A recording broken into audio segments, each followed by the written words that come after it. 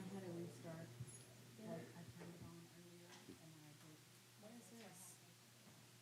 I call this meeting of the Castleberry Independent School District Board of Education to order. Let the record show that a quorum of board members is present, that this meeting has been duly called, and that notice of this meeting has been posted in accordance with the Texas Open Meetings Act, Texas Government Code, Chapter 551. And just a reminder, we're here for what is best to promote and encourage achievement for every student in our district. Right now, we'll have an invocation.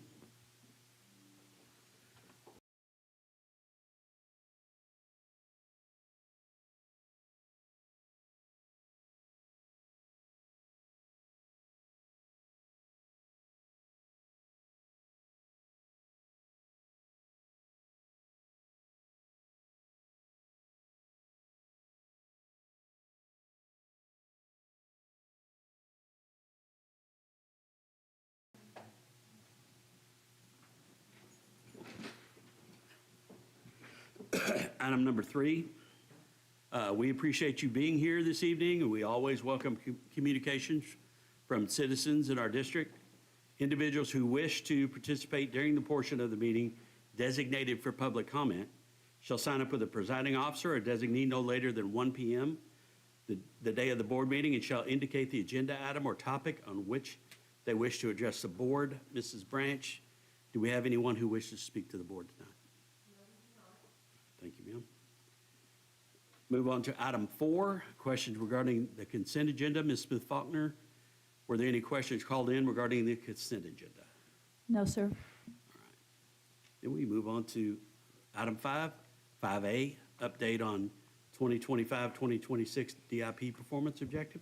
Yes, Mr. Board President, at this time we have Whitney Harper, our lead elementary coordinator, will present an update on the 25-26 district improvement plan focused on the 3rd grade math literacy priority.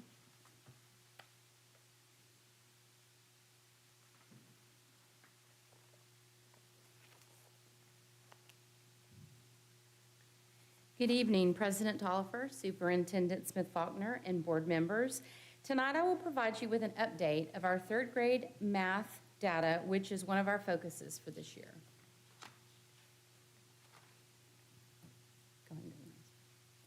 By June 2026, we will increase the percentage of 3rd grade students meeting STAR math standards from 27% to 34% as part of our House Bill 3 early numeracy goals.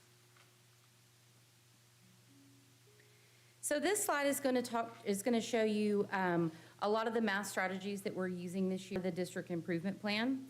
And we're continuously monitoring student progress through our K-2 show and tells, common formative assessments, and benchmark data to guide instruction.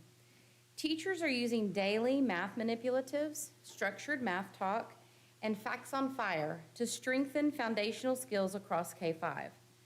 Students also engage in consistent problem solving through a district-wide K-12 problem-solving model, and they also do daily spiral review using Lone Star Learning, which is a digital program allowing for extended practice through Canvas. To support deeper mastery, we've added instructional days in key areas such as 2nd grade and 3rd grade units. And our math instructional coach is supporting classrooms through small group instruction, co-teaching, and targeted coaching. So this slide highlights some of the key components that we just talked about. You can see examples of our K-12 problem-solving model up in the top right corner. We also have a picture of our instructional coach supporting small group instruction with hands-on manipulatives and daily facts on fire fluency practice in action. I'd like to direct your I'd like to direct you to the bottom right-hand corner. This final image shows Mr. Gideon celebrating student success after being outperformed. I'm not celebrating. I'm still mad at that girl. Outperformed on a Facts on Fire timed assessment. One of the several examples of students in CISD demonstrating strong growth and confidence. This slide shows 3rd grade math performance from last year, which is shown in the box on the left, alongside our Benchmark 1 and Benchmark 2 data from the current year. The third grade began this year strong, with 2 of our 3 campuses and the district overall demonstrating solid gains on benchmark 1, as shown by the dark blue arrow. However, the trend highlighted in the box prompted us to adjust our benchmark process. Last year, if you'll look here in that box where it says school year 24-25, last year we observed a steady decline from benchmark to benchmark and into STAR, which we attribute to increasing rigor and needed stamina required to assess more content toward the end of the year. So to address this, benchmark 2 this year, which is that very last set of data, was administered as a full release STAR assessment in December, providing students with earlier and more authentic testing experience. As a result, benchmark 2, which was just taken last week, should be compared to last year's benchmark 3, as shown by the red arrow. When viewed through this lens, student performance is nearly identical to last year's results, achieved approximately 3 months earlier, indicating that students are on track to meet or exceed our district goal. So I wanted to talk a little bit about the progress monitoring process. This is the process that our district and campuses go through every time we take a benchmark exam. So following each benchmark, the district and campus teams review the data, and teachers analyze their classroom results in PLCs to identify low-performing TEKs. Instruction is then adjusted through either whole group reteaching, targeted small group instruction, RTI, as well as our ACE high-impact tutoring after school receive timely, focused support. Now, this next slide looks a little bit busy, but what I'm going to do is I'm going to kind of walk you through, and if you have any questions, I'll be happy to answer them. What you're seeing right now is an elementary 3rd grade example. This is from benchmark 1 that we took back in October. This is the process that illustrates how each campus analyzes their math benchmark data at the teacher level. Teachers examine individual student responses to specific problems to identify targeted instructional needs and plan the appropriate interventions. So for this particular math problem that's shown up in the top left-hand corner, answer A is the actual correct response. Across the 3 teachers, teacher 1, 2, and 3, the average percent of students who selected the correct answer was only 25%. Student answer choices provide us this insight into specific. So I want to direct you to answer B. If a student answered B, they added all 3 of the colors in the problem, but they did not subtract from the total, meaning they only did one of the 2 steps in the problem because this was a multi-step problem. If a student answered C or D, we found that they did the first half of the problem, but their error was actually in subtraction. So when we analyze this, this is showing us that the group of students that selected B actually need a different type of targeted small group instruction because they didn't complete the problem. Students answering C or D, that allows us to focus on intervention of specific subtraction skills. So sometimes this data will also trigger the need for additional teachers that might need coaching support, depending on if there's some very big outliers. I also wanted to bring up that our benchmarks, while they remain a key measure of grade level performance, we also use multiple data sources to support all of our students, which include the list on the right, MAP growth, IXL math, common formative assessments, and our daily Facts on Fire fluency data. Each data point provides additional insight into our students' strengths and needs. The example shown here is of a MAP growth report for a 3rd grade student. This report identifies both overall performance and specific skills that the student is ready to learn. Our MAP results are uploaded into IXL Math, and that allows the students to work on targeted lessons that align to their individual needs. So at the beginning, middle, and end of the year, They take a map assessment. When we get the data, that data is uploaded into the IXL program, which is used during the day and after school during ACE. And what that map growth information does is it puts them on a pathway that they need. So it's individualized. There are also ways that the teacher can provide and assign specific IXL math, I'm sorry, I lost my words, specific IXL math strategies that they're learning in class. So there's actually 2 pathways that the students can take and practice in IXL. So considering all of the information presented, I am confident we're making the right instructional adjustments and will continue to see growth on remaining assessments this year. To ensure we accurately capture student learning in 3rd grade math, we use all of those multiple measures.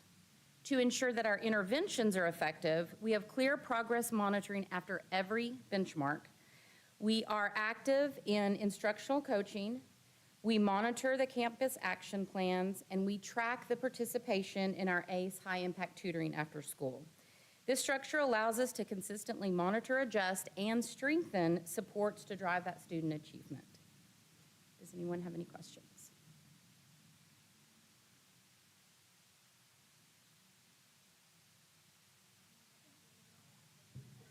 Okay, great, thank you. Oh, Real quick. okay. Thank you, Whitney, first of all.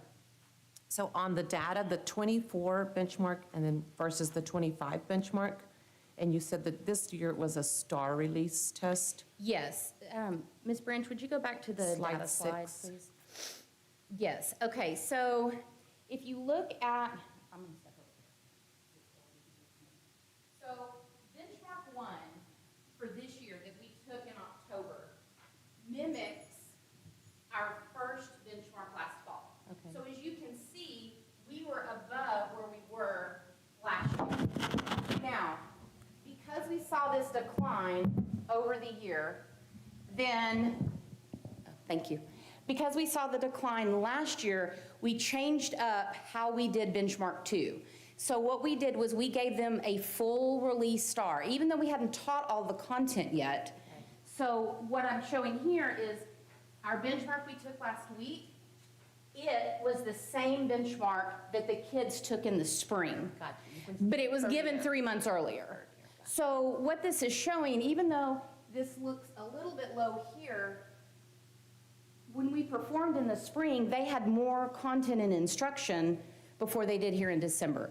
So we really feel like even though you're seeing these goals, although if you notice CE here has even met the end of the year goal already on this benchmark, we're very close for that 34% here in the district, with A.V. Cato and Joy James just falling slightly behind. So it was really difficult for the kids because it was over 30 questions, and they saw all of that content that they haven't been exposed to yet. So we actually were very pleased with how they performed, given the rigor of the test was much more difficult. Because back here in December of last year, we only gave them content that they had been taught, and it was half the length of what they took last week.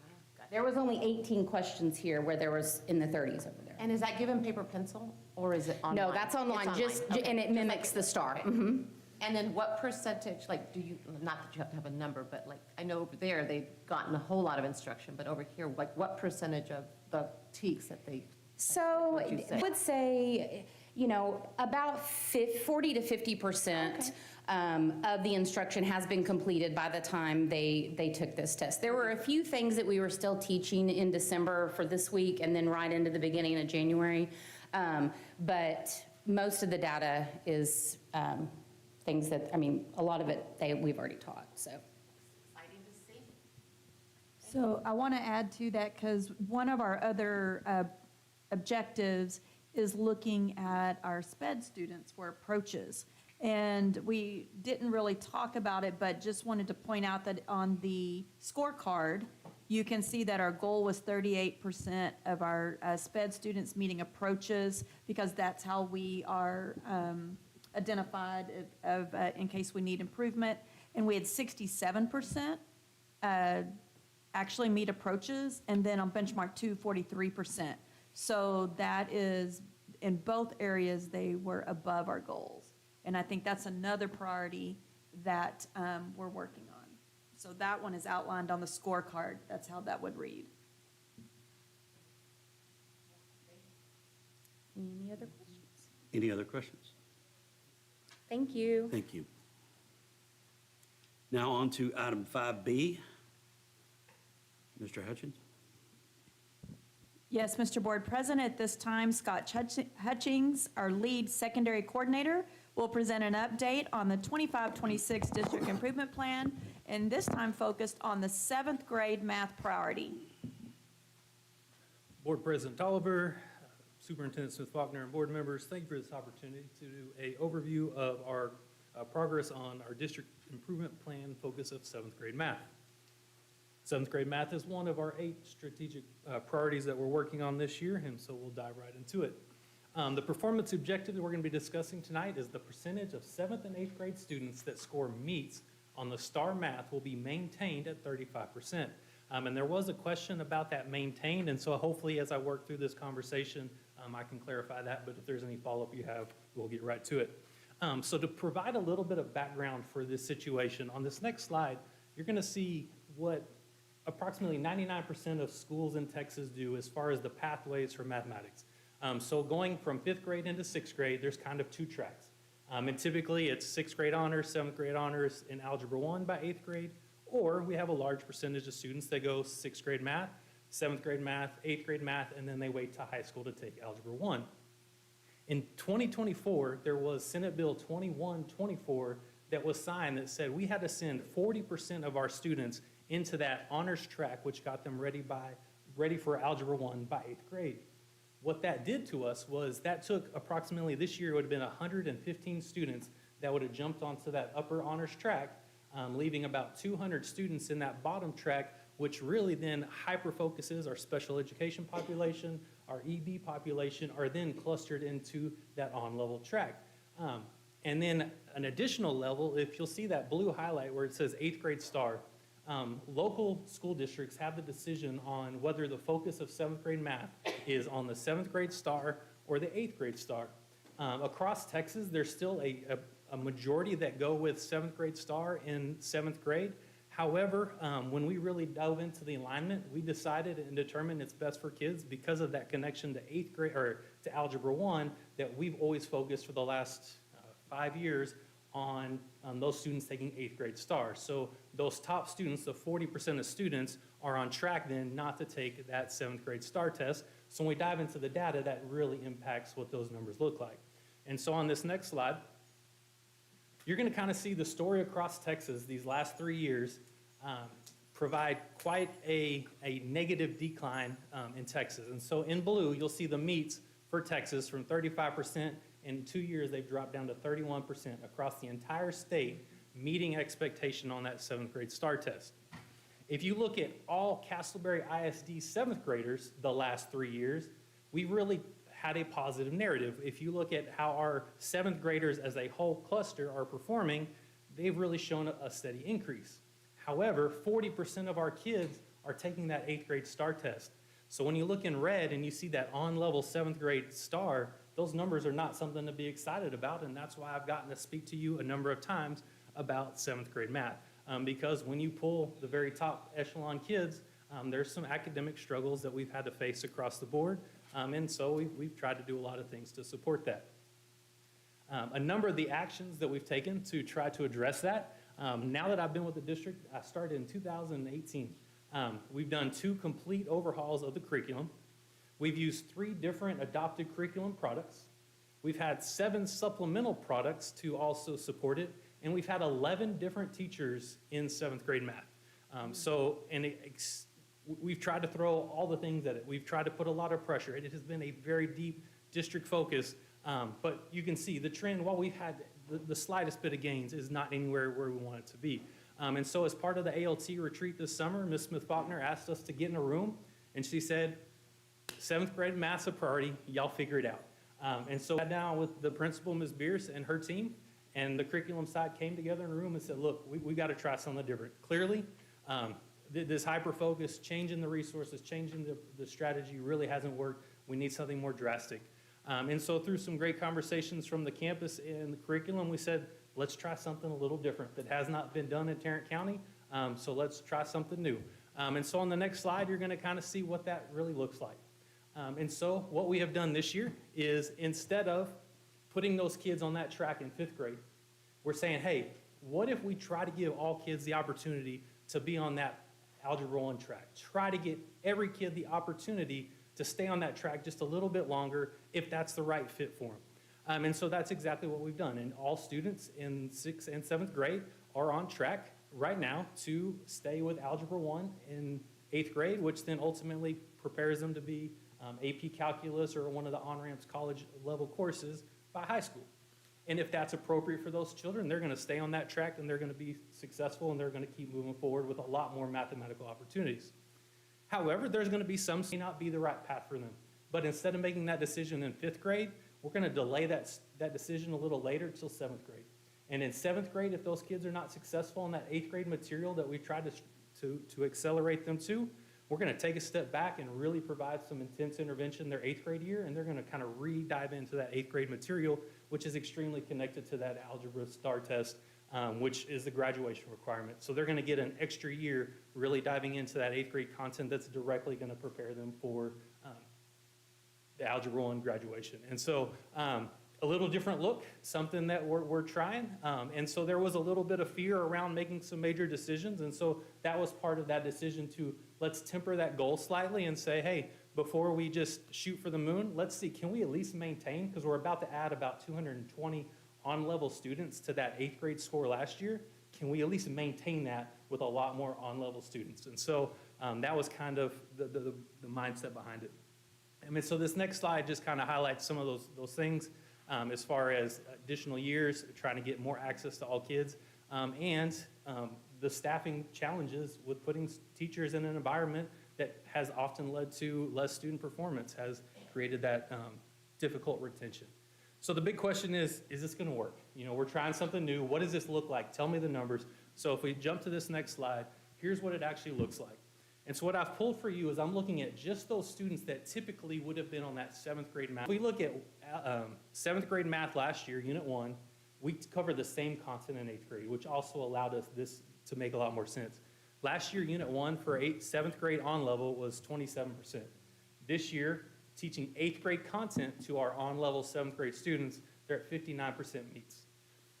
Outstanding work. And Unit 2 was solving equations for 7th grade and 8th grade. Last year, 37% meets. This year, 54% meets. So once again, across the board, significant growth and well above that targeted line. So what happens when you get to the benchmark?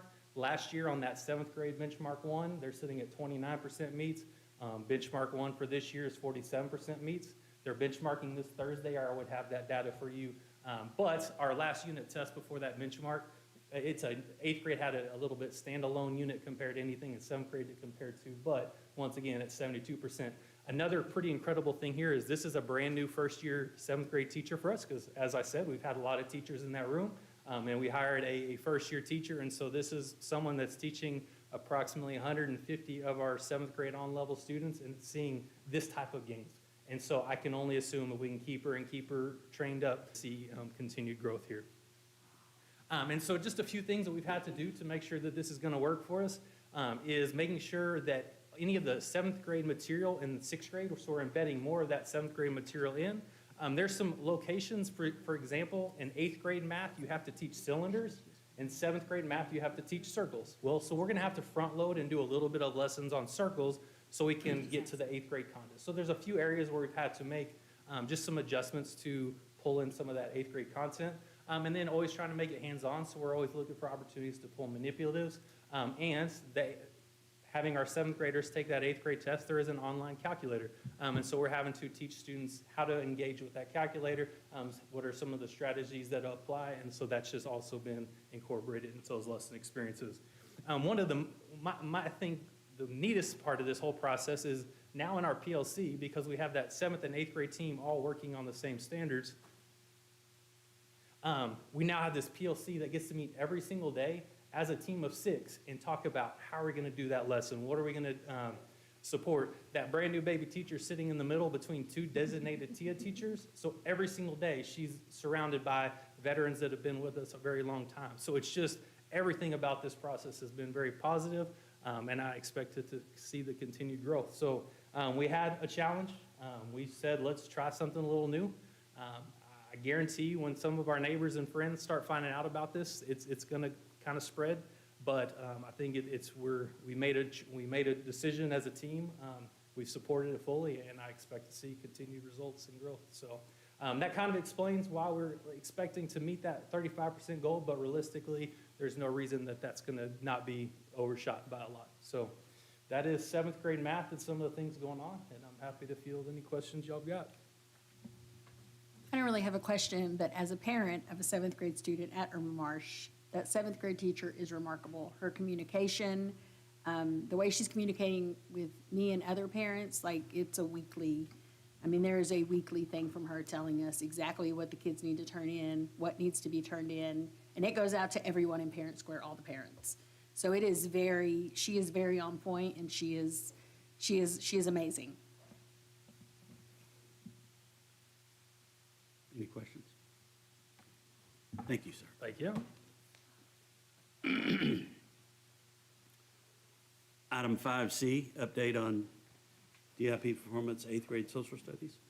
Yes, Mr. Board President, Kelly James, our Social Studies Coordinator, will present an update on the 25-26 District Improvement Plan, grade social studies. Good evening, President Tolliver, Superintendent Smith-Faulkner, and Board. I'm excited to share today what actions we're taking to increase our 8th grade social studies scores. 8th grade social studies continues to be one of our district priorities. Although scores from Benchmark 1 this year are lower than Benchmark 1 last year, it is important to note that last year's benchmark was built from STAR questions prior to the redesign, shown by the dashed line, which significantly increased rigor. When comparing this year's Benchmark 1 to last year's Benchmark 2, both of which were developed using post-redesign, we see positive gains.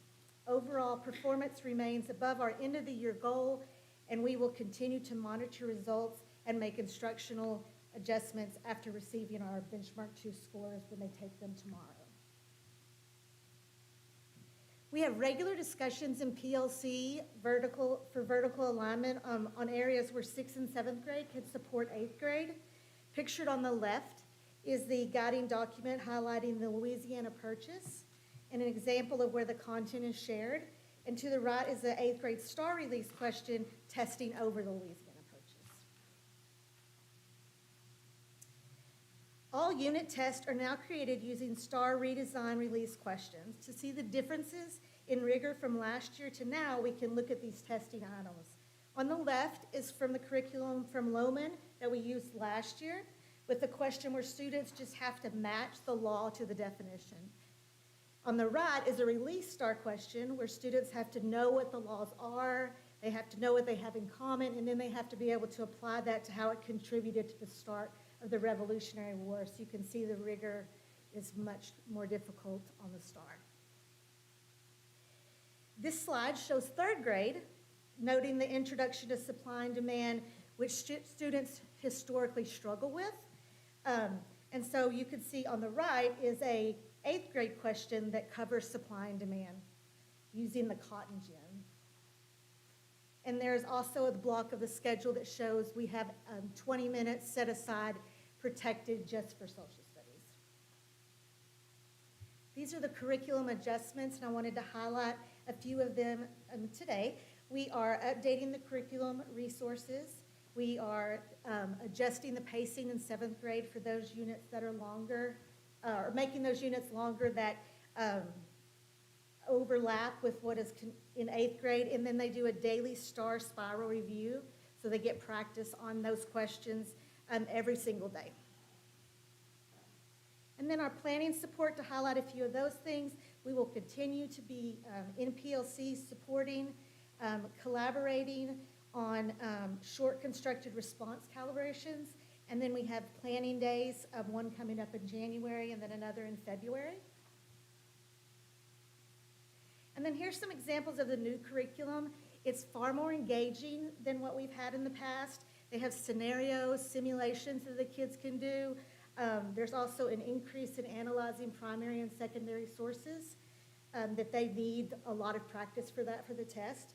And there are also exemplars pictured of the scratch paper and mental mapping that students can use to recall key information. And then our next steps moving forward is we have a half-day internalization and planning support, use benchmark data. Curriculum refinement, we will continue to make changes to the pacing calendars as those are needed, and then continue our vertical alignment for future success. And if you have any questions, I will answer those for you. Thank you, ma'am. Any questions? Thank you very much. Okay, thank you. Now on to item 5D, presentation on early college high school implementation. Ms. Martinez? Yes, Mr. Board President, at this time, Stephanie Martinez, our Director of CTE, and Stephen Rewe, our CCMR counselor, will provide an update on the early college high school implementation. Good evening, board members, Ms. Fickbachner. I am here tonight to just give you an overview of our first year of our early college high school. And just as a reminder, Castleberry Collegiate Academy is adopted by the early college high school, or is adopted by the early college high school model of Texas. You go to the next slide. So just a reminder that at ECHS, or early college high school, is what I'll refer to it as. It's an open enrollment. And we do a school within a school model that allows children that are least likely to attend college the opportunity to receive both a high school diploma and an associate's degree, or 60 hours towards a degree. Next slide. Tonight, I'll share a quick overview of what makes early college high school so special and why this model matters to Castleberry Independent School District. First off, our early college high schools are designed specifically to open doors for historically underdeserved students, and particularly those that are at risk or economically disadvantaged. One of the biggest advantages is that students earn dual credit at absolutely no cost. Families don't have to pay tuition fees or for textbooks, and this alone removes a huge barrier that our kids have. ECHS programs also provide rigorous academic coursework, but we never ask students to face the challenges alone. We offer a lot of wraparound services within our classes for them. Another hallmark of the model is personalized attention. Students are known, they're encouraged, and they're guided every step of the way. And all of this work leads to one major outcome, and that's increased college readiness. Finally, the ECHS programs thrive because of strong partnerships with Texas Institutions of Higher Education, or IHEs, as you'll hear that several times. And our IHE is Tarrant County College. In short, early college high school model is about unlocking opportunities and removing barriers, raising the expectations, and surrounding students with the support that they need to succeed. We're very proud to bring this model to Castleberry and excited about what it means for all of our students and their families. So as you can see, Castleberry Collegiate Academy is now in its provisional year 1 of our early college high school designation.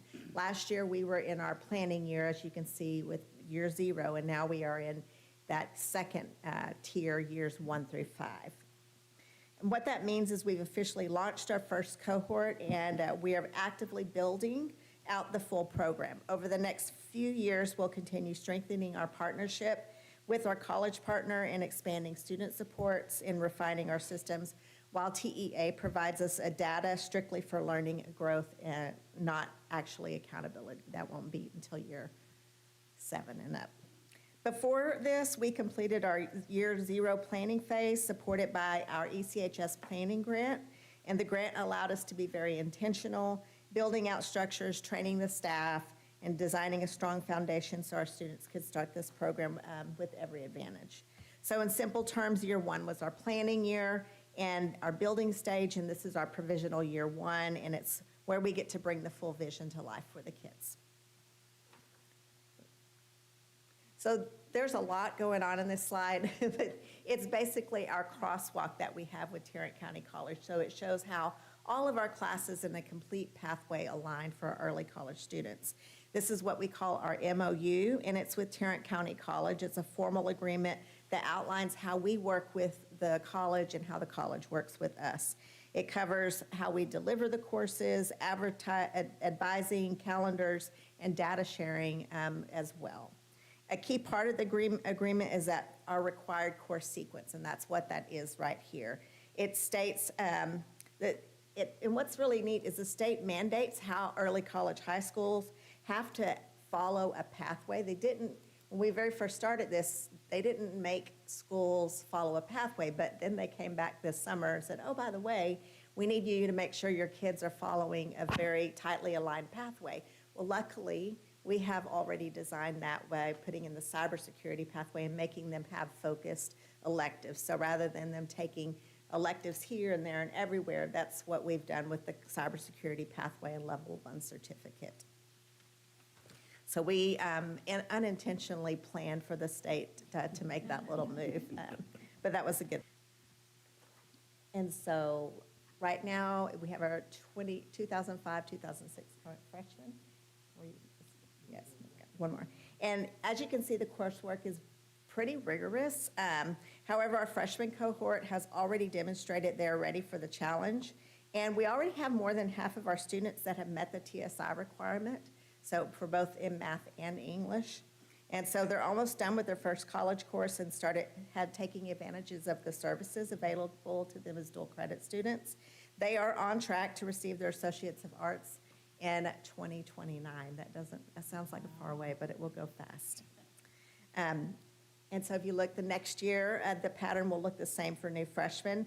I did want you to see what was in the works for next year. With again, more rigorous coursework, but it's because we're trying to get them ready for that very rigorous junior and senior year of high school where they'll be full-time college students and taking anywhere from 10 to 12 hours each semester.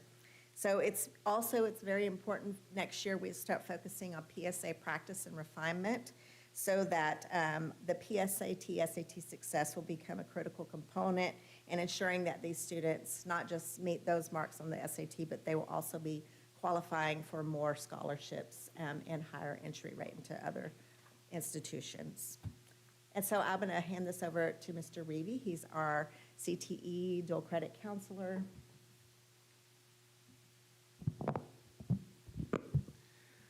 All right, good evening, President Tolliver, Ms. Smith-Faulkner, and board. I'm going to start off by telling you some feedback from two of our 9th grade students and 10th grade students who are currently in the program. First is from Adri. Adri says, "This has been a lot harder than I expected, but I am really proud of myself for being able to stay on top of everything. I am really learning to balance my schoolwork and my extracurricular activities." And from Jaden, "I like knowing I am going to save myself and my family money after I graduate. I want to be an engineer in the future, and this program is really helping me get there." And from a couple of our current 10th graders, first from Maximiliano, "I joined Collegiate Academy this year. It has really helped me learn to stay organized. I feel like my language has also developed a lot more. It's been a very good challenge, and I have to study more." And from Zaire, "I am learning how to stay organized and really prioritize all of my responsibilities. I am also in a band and a cheerleader, so I like the flexibility dual credit classes give me to learn." And so, how do we ensure that students will stay on track? Well, a counselor, me, holds one-on-one meetings at least once per semester. We review attendance, we review grades, we look at their career plan as far and courses that are upcoming the following school year. And so if we click on that link that says TCC Associate Degree Readiness, this is something that I put together this semester to help these students have a big, broad picture of everything that's required of them in grades 9 through 12. Since we were already doing student-led conferences, I thought, why don't I fine-tune that for these ECHS students? And so I meet with these students one-on-one, and we update this checklist. On this checklist is everything that they need, that we are kind of graded by, if you will, that are called outcome-based measures that we have to report back to the state.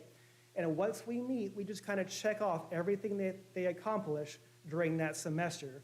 And so each ninth grader and 10th grader has been met with if they passed the math or the English TSI, if they've already gotten their IBC, if they're on track in attendance and core subjects, we just check those things off. And for our current 10th graders who have already taken that under that ninth grade column speech, which is professional communications and art appreciation, most of those have those two checked off already, and they're taking those 10th grade courses currently. As you can see in 11th and 12th grade, those TCC courses really ramp up, and so we're kind of starting off baby steps, but eventually it'll get hot and heavy down the road for those upper level classes for 11th and 12th grade.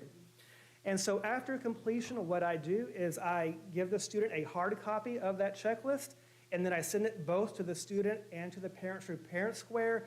That way they have the information at hand as well. And it provides a clear overview of their accomplishments as well as just all their upcoming courses and degree requirements. Let's talk about stats just for a minute. So our current freshman class has 32 students in it, 22 girls and 10 boys, while our sophomore class has 26. Again, a little bit more girl heavy, 16 girls, 10 boys, and that is awesome. 100% of our 9th and 10th graders have already met the Algebra 1 EOC. They will be taking the English 2 EOC this year if they're in 10th grade, so we'll have that data for you next year at that time. While 54% of students have already met the TSI A2 math requirement, and 52% have met the ELAR requirement. So great job there. In total, students have earned 180 hours of college credit. If we were to put all those together, which would total approximately $45,000 if we were to say each credit was valued at $250 per credit hour. And thus far, they've accomplished 560 hours of community service, and obviously those numbers will only grow in all those areas. Let's talk about Summer Bridge just for a minute. Okay, so this past summer, we hosted a Summer Bridge program for these students. We plan to continue this initiative this summer. Students will build community through peer mentoring. So we will pair our up-and-coming 9th grade students that are part of the program with our current students just for that mentorship relationship to kind of go, this is what to do, this is what not to do. There'll be bonding activities. They will learn organizational skills, email etiquette, as well as how to balance high school classes with college level classes, while at the same time staying on track in athletics, fine arts, other clubs that we have at the school. In addition, they will review the Collegiate Academy contract and handbook. They will learn dual credit basics from the CCMR team, and they will also create personal and academic vision boards and design their ideal college campus. That was really cool for a lot of our kids last year. Furthermore, they will learn how to analyze college syllabi and use AI-generated feedback on their college application essays that they put in for the academy. Let's talk about recruitment next. Recruitment has been open for quite a while. It closes this Friday, December the 19th.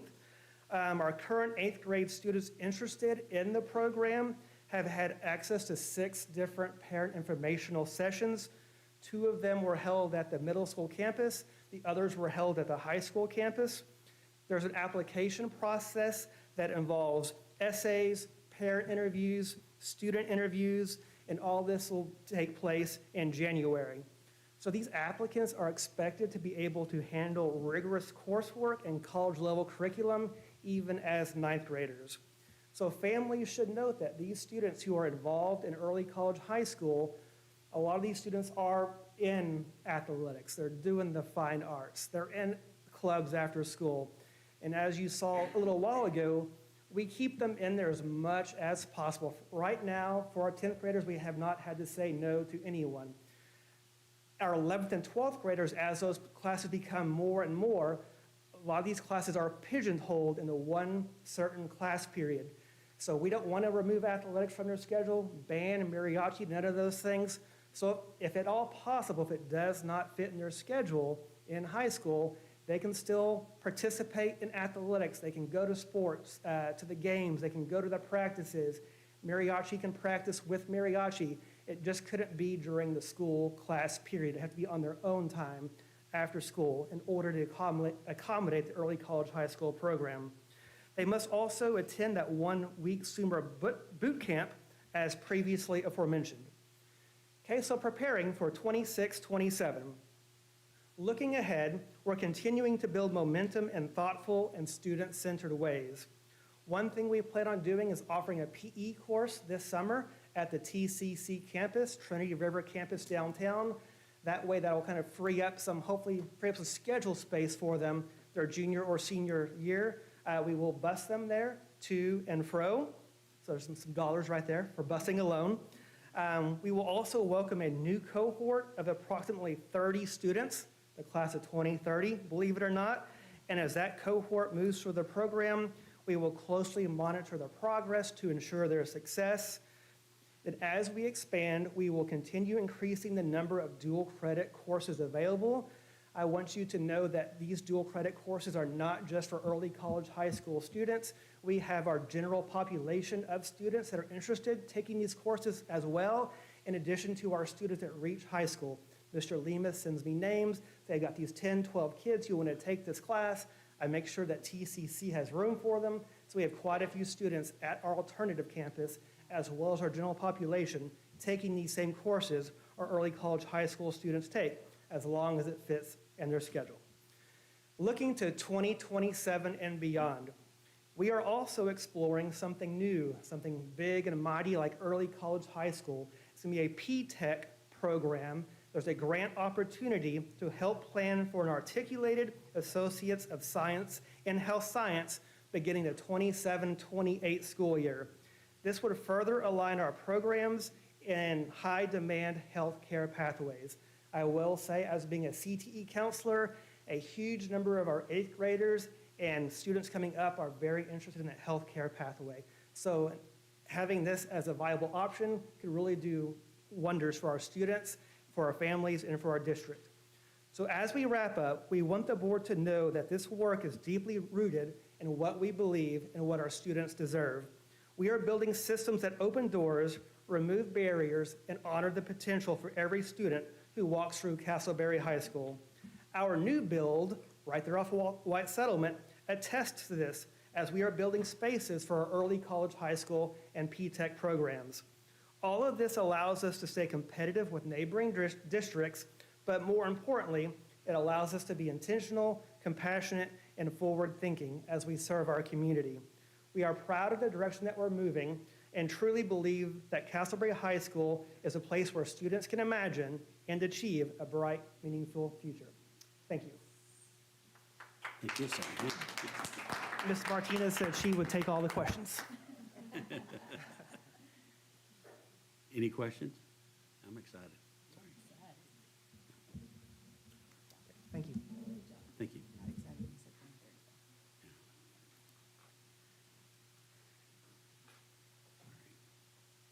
Item 5E, instructional materials adoption process.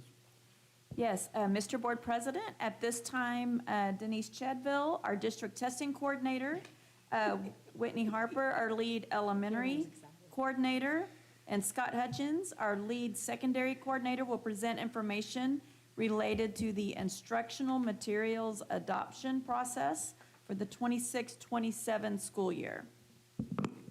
Good evening, President Tolliver and members of the board and Superintendent Ms. Smith-Faulkner. Thank you for the opportunity to share an overview of the 2026-2027 instructional materials adoption process.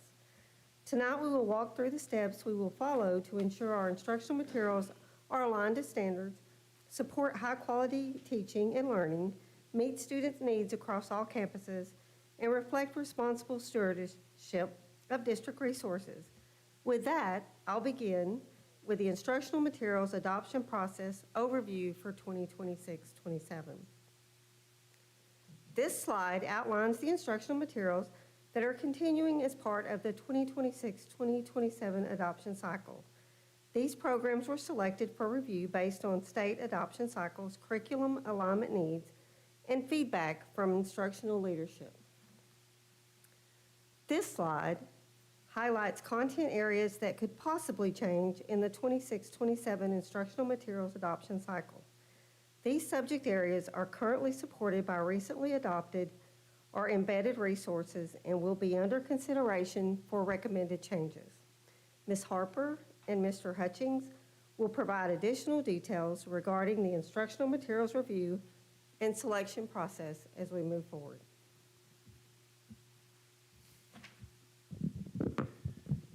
A helpful analogy for the new IMRA process is an HQIM bookshelf. Any instructional material that's approved by the state board is then placed on the bookshelf for districts. Unless there is a change to the TEKS or to the state approval rubrics, these materials will remain on the shelf moving forward. Each year, publishers have the opportunity to submit their products for approval to be considered to be added to that HQIM shelf.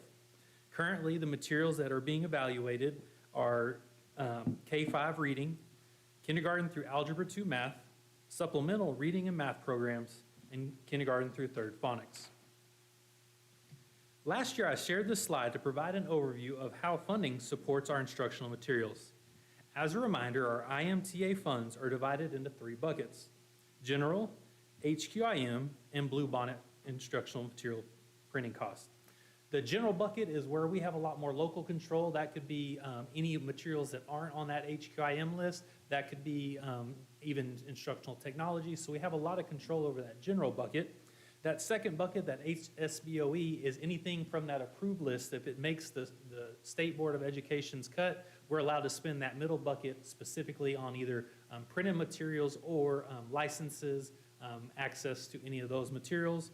And then finally, if a district is to adopt Bluebonnet Learning, there is a final bucket, which is truly just to print student workbooks. And so we have approximately $70,000 every year that's refilled into that bucket that we have not capitalized on. So any of the conversations are surrounded in possibly taking that advantage. And so as we consider instructional materials adoptions, it's important that we keep both our academic best interests in place, but also the long-term financial interests of the district as we're making any of these decisions. Finally, the state of Texas has committed $250 million through the LASSO 4 grants, and every one of these grants is really all about embedding Bluebonnet Learning into schools. And so that's support with even resources, materials, training, but the state has committed a huge amount of money available to districts through that LASSO 4 grant to support Bluebonnet Learning.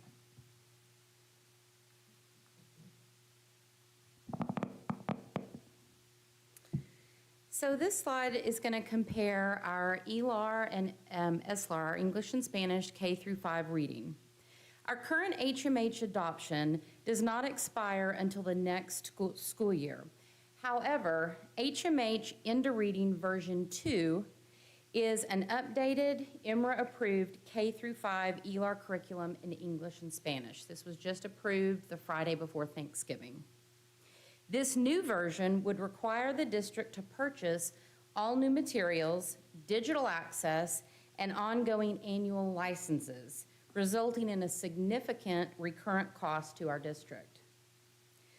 Bluebonnet ELAR is a TEA-provided, IMRA-approved curriculum in English and Spanish with minimal district costs, as printing materials are largely covered through House Bill 1605, with additional training support through a possible grant through TEA, which is what Mr. Hutchings was talking about just a minute ago, the $250 million. Only HMH and Bluebonnet ELAR were the only 2 programs that scored 100% in all areas of the rubric. Of the state's rubric. So when we look at our math, we have basically 2 options: STEM Scopes or Bluebonnet Math K-5. Now, STEM Scopes, Math, and Bluebonnet are the only IMRA-approved K-5 math programs available both in English and Spanish. The other program was approved in English, but not Spanish. And we need to be sure that we provide an equal opportunities for our teachers, because we have a lot of newcomers that come in and they need access to that Spanish material. Our current STEM scopes, which expires this May, we have to make a decision. So the approved STEM scopes math, it's actually an updated curriculum, different from the one that we are currently using. So if we were to purchase that, it would require the district to purchase, again, new materials, more digital access, and ongoing annual license, which, like HMH, would result in a significant amount of cost for the district. In contrast, Bluebonnet Math is that TEA-provided curriculum with minimal ongoing district cost, as the printing and teacher materials are covered largely from the House Bill 1605, and if we qualify for LASSO 4, which we have applied for, would provide training, PLC support, and also coaching through whoever our third-party provider was. So we wanted to look at next steps, which are going to move very, very quickly. This slide outlines the timeline for reviewing and implementing that high-quality instructional material. Committees will be formed in January 2026 to evaluate the HQIM, followed by a recommendation and adoption presented to the CISD School Board in February 2026. Professional learning and alignment of district guiding documents will begin in the spring. And to support a smooth transition into 2026-2027 school year, any newly adopted materials will be piloted after STAR testing in April of 2026, which would give us approximately 6 weeks for our ELAR and SLAR curriculum and 4 weeks for our math. Either way, whichever adoption or whichever curriculum we decide to go with, we need to understand that HMH and STEM scopes, which we're currently using, have a new curriculum that was approved. So we cannot use the stuff we currently are using and be in compliance with an HQIM.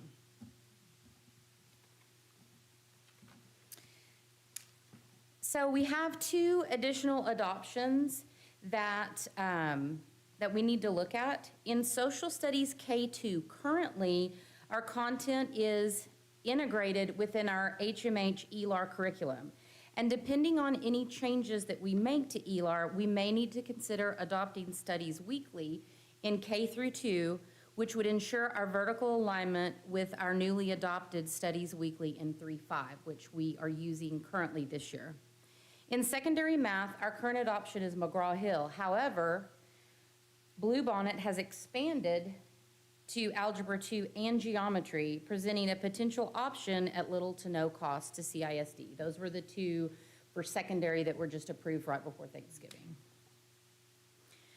So I'd like to say thank you for your time this evening, and I would like to note that the adoption timelines presented reflect a necessary and efficient turnaround to ensure we have sufficient time to train teachers, align our curriculum, and fully prepare for implementation in the upcoming school year.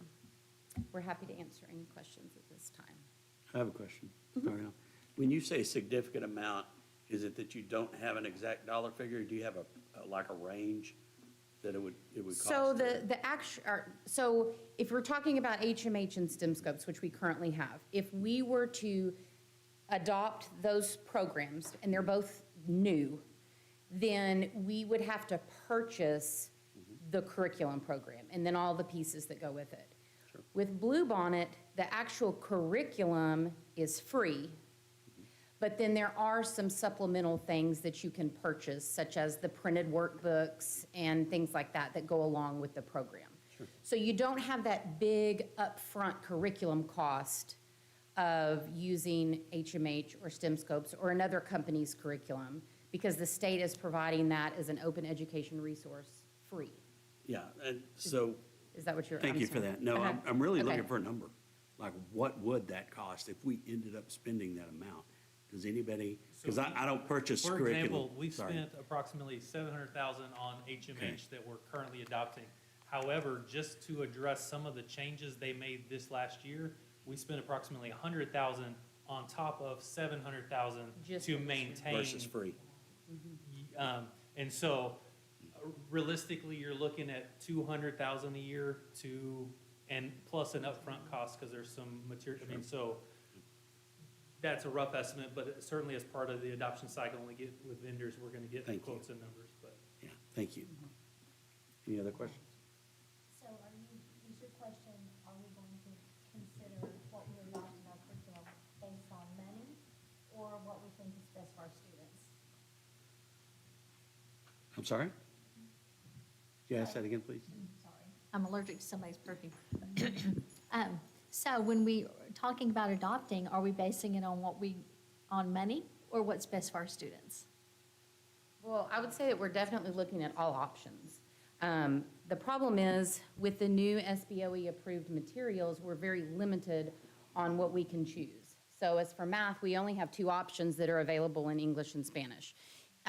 For ELA, we really only have 2 options that met 100% of the requirements for the TEKS for the actual rubric. And so with that being said, we're going to be pulling in all of our stakeholders, from teachers to principals, parents, to look at both of the options for both. Now, we have been using STEM scopes. This is our 4th year, and we've been using HMH for quite a while. And we have some big priorities, as we know, in 3rd grade math and reading that I feel like, possibly some of those curriculums maybe are not addressing them because we have continued to have some of that spiraling. But we're going to really be taking a deep dive, having HMH come out, present, having the Bluebonnet, they will come out and present to us also, and we'll be looking at, obviously, all the options for that. And I don't mean to suggest that we don't need to be fiscally responsible with our dollars as far as spending money or not spending money, but it's still a factor, and so we do have to know what those numbers are, so thank you for your question. We also do have to remember that the sustainability moving forward, we not only have to think about the money that would be spent for the 26-27 year, but also moving forward, because there will be additional curriculums that we will have to purchase, and because we have renewals every year on a lot of items too that we have to consider. So. I want to add to that, also many of the grants that we apply for are also aligned with Bluebonnet in some instances, or Amplify, which then went to Bluebonnet. So that's always going to be a consideration in the rubric. And it's certainly not just cost. We have a committee of people who will bring forth and look through the items and then make the final decision. And then once the decision is made, you saw the timeline, we're going to go ahead and jump on a pilot of it at the end of the year. I think that was my biggest question. It's like, I know we've invested in grants and people partnerships and really using the materials that we have, so how does that impact? One, and then I think the second part of my question is, I know other people are using Bluebonnet, other districts, and I'm just wondering if we've tapped into any of them to see like what kind of feedback they're getting from their teachers. We're actually going to training this year through Region 11. And we're actually looking at some of the writing resources and bringing those resources in to supplement our existing curriculum. We do like the writing resources because our grants are aligned with Amplify, which we have used Amplify for our summer programming, our additional day school year. In part of the rubric, when we wrote the ACE grant, we received bonus points because we were using some of the items that we are specifically listing, such as Amplify and the online resources, Zern, IXL. So those are specifically listed in those grants as bonus points. And so that's one reason why we did partner with many of them. And we have made some adjustments in those along the way, according to what we see in many of the grant guidelines. And I think just the other part of that is, I know we've restructured like the literacy block. What does that look like? Does this align with would they either one align with what we're trying to do, like not Yes. throw the baby out with the bathwater? That is a great question, and yes, they all have research-based components that align with our structured literacy block. Any other questions? then I want to take, if I insinuated that it was about money, I apologize. I just wanted to know the full scope, because this is a changing horses in the middle of a ride, to mess up a metaphor, but, and so it's important. It's important for our kids, so just trying to understand. I think just to add to that, I think the other part, I know with thinking about like what our initiatives are, what are the resources for each of those as we think through for our emergent bilingual students, for our SPED kids, like what does that look like and sound like, right? Are we meeting the needs of not just the middle of the road, but all of our students? And Mr. Tolliver, I didn't mean to suggest that that's what you were thinking at all, but I think we still have to know what those numbers are. I think the community has to know what we're up against when we're having, talk about budgeting. So I think I convoluted that. I apologize. You guys. On to item 5F. Mr. Holloman, he's ready to get out of here. He was quick on the draw earlier. Yes, he was. And Mr. Holloman does come with us tonight to give us an update on the bond, construction update for our 2024 bond. Yes, ma'am. Thank you, Board, President Tolliver, Superintendent Smith. Time to update you this month, last month of the year, and we have completed 1 year, as I explained last month. So I'll share with you some. Is it up? Okay. We are still on budget and on time. I'll show you some of that detail moving forward. Also in compliance and meeting all of our quality standards that we set forth from the beginning. Here is our project timeline. I'll flip this to January next month and we'll do more of a look ahead, but some of the noteworthy things here are the water line. We do have a resolution moving forward, so in lieu of replacing the entire line and all of that time it was going to take up and the disruption, we are going to be able to tap into the line. Working on some details. We have a meeting, Ms. Smith-Faulkner and I, with the powers that be at Fort Worth this week, so wish us luck on that. Media Center and Choir Hall, we do have a pathway moving forward. It's going to be awesome. I can't wait to show some of those renderings in the spring. And then the student parking lot we have begun, so that'll be monumental. I'll explain why moving forward. As far as the details to the timeline, some notes here. We did have the move-in ceremony.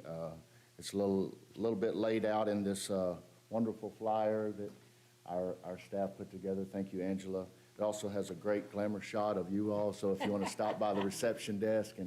But I will say get it while it's hot because we're already moving faster than the publishers, and we've got some pictures to prove that. We did complete our first pour of the fire lane in that area, and we have posted the RFP for the furniture. Now, we don't have the furniture yet, but we are preparing for summertime because we're moving into a lot of these areas. So that'll be due on Thursday morning, and we hope to have some information for you on the financial implications and the budget moving forward. That's a pretty big piece of our soft cost that Lenny has been keeping pace with.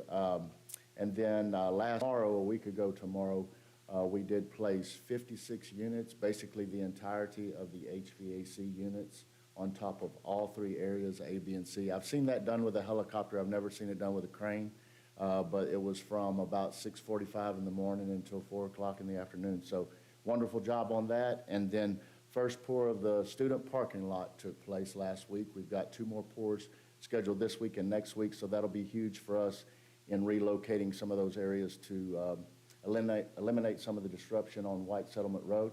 From a financial perspective, we're about 50% of the way through our construction project, and as you can see here, we have about 56% of our funds remaining.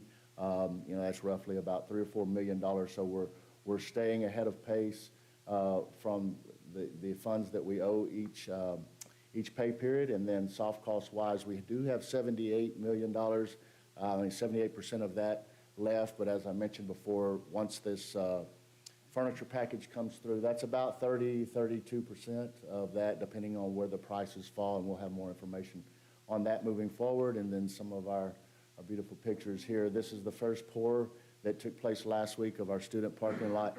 What that does mean, as I mentioned last month, is eventually we'll be able to relocate the construction trailer over to that area and then come in from the back instead of a lot of that traffic that's coming in right now on White Summit Road. And here is a look at the connector. I know some of you remember walking through, so some of the changes here is that we have windows in, we've got sheetrock, tape, and float, and those are not opaque windows, those are just covered so we can protect it from some of the joint compound and things. And then you see the railing that has gone in.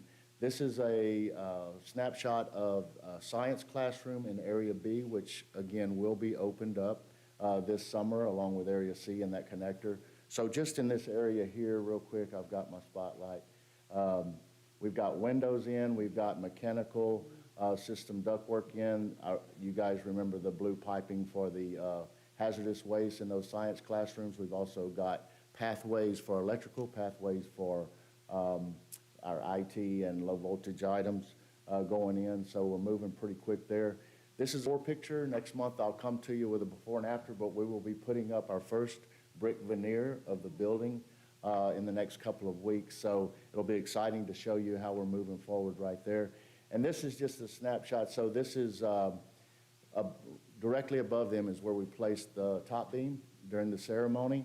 So you can see we've completed all the foundation there, and this is them moving in insulation.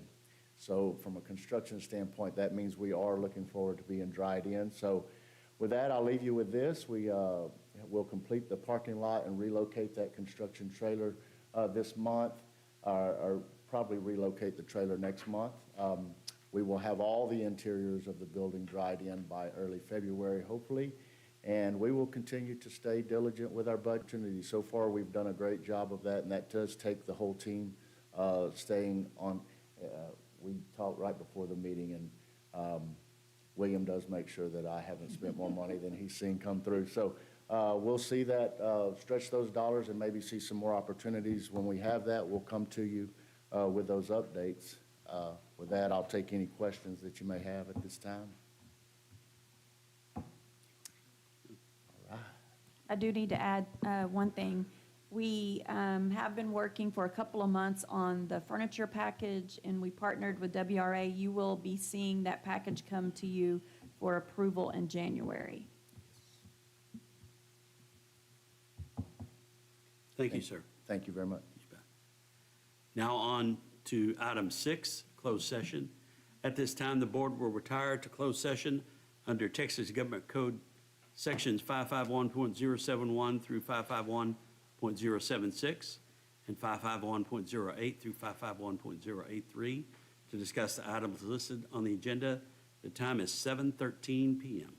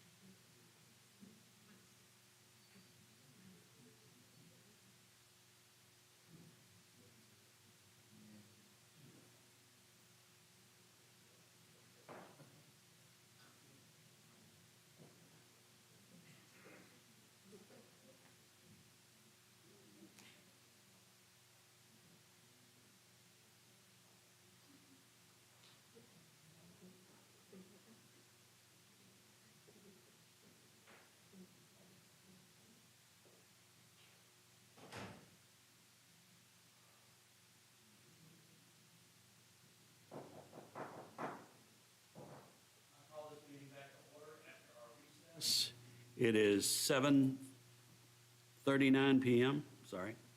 As we continue tonight's meeting, we welcome all who have joined us as we keep asking how we can best promote and encourage achievement for every student in our district. The mission of Castleberry Independent School District is inspiring and empowering all students to be innovative thinkers in the global community. At this time, we will begin with the Pledge of Allegiance. Yes, Mr. Board President, we have Adriel Ramirez and Chelsea Camarillo.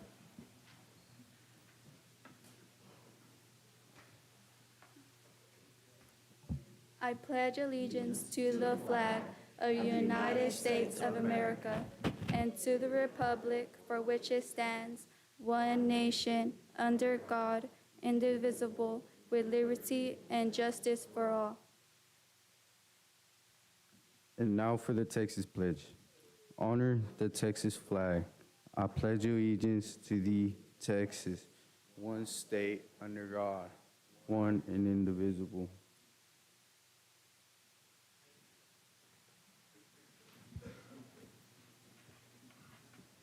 Now, item 7C, Alternative Learning Center campus recognition. Yes, Mr. Board President, we have Mr. Sal Lemus, principal of the Alternative Learning Center, and he will introduce the students. He will be recognizing students and staff en route to destination success. Well, good evening, members, Board President Mr. Tolliver and Superintendent Renee Smith-Faulkner. Today, students will walk you through how Castleberry ISD Alternative Learning Center is destined for success. To start our presentation this evening, Reach High School seniors will start. Ms. Chelsea Camarillo will start with our presentation.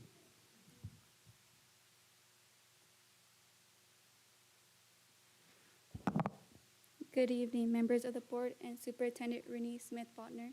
My name is Chelsea Camarillo, and on behalf of the Alternative Learning Center and Reach High School, thank you for allowing us to share the great work happening on our campus. Tonight, our theme is Destination Success. Every day, our students are stepping into new opportunities, setting new goals, and preparing for the future. Reach High School is a place students take responsibility for their learning, work at their own pace, and receive the support they need to graduate, ready for college, career, or service. Our students come with different backgrounds and experiences, but we all share the same goal, success. Now that you know more about Reach, I'd like to turn over to Joshua Hernandez, who will guide us through our first gate.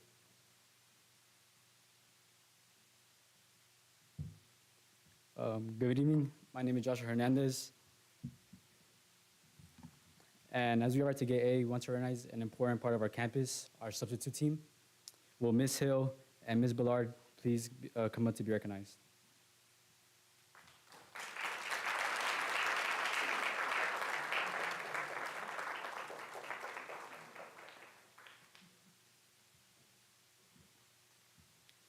Ms. Brenda Ballard and Ms. Cindy Hill help keep our classrooms running smoothly when teachers are away. Their support and consistency help students stay focused and continue learning every day. Thank you for everything you do to support Reach High School and the Alternative Learning Center. Next, we will move to a gate that focuses on students' well-being.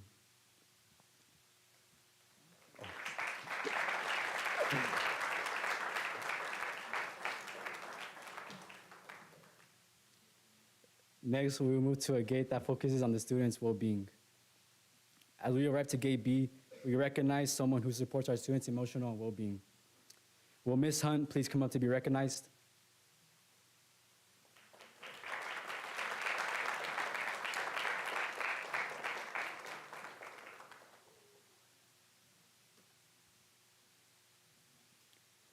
Ms. Brenda Hunt provides weekly support to our students along with Charlotte, our therapy dog. Charlotte helps bring calm, comfort, and positivity to our campus. Thank you, Ms. Hunt, for helping our students feel safe, supported, and ready to learn. Now I pass it back to Chesley as we head to our next gate. Thank you.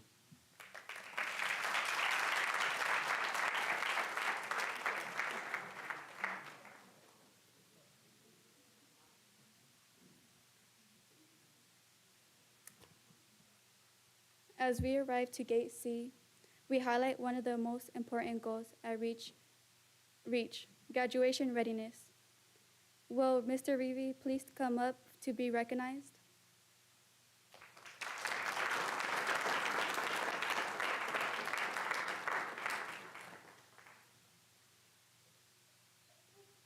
Mr. Reeve helps students stay on track for graduation by reviewing transcripts, checking credits, and making sure courses are unaligned to graduation requirements.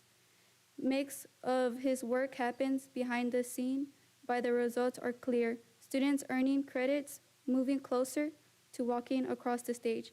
Thank you, Mr. Reeve, for helping guide our students to graduation and success.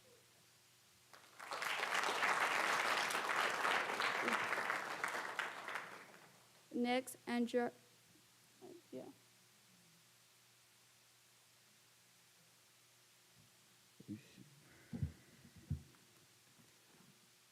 Good evening. My name is Adriel Ramirez. As we arrive to Gate D, we are proud to recognize the students who have shown strong academic performance and leadership. The following students are top performing students at Reach High School. Will you please come up to be recognized? Abigail Buendia.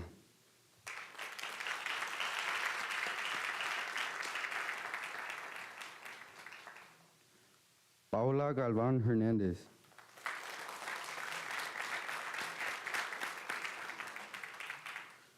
Aubrey Rios.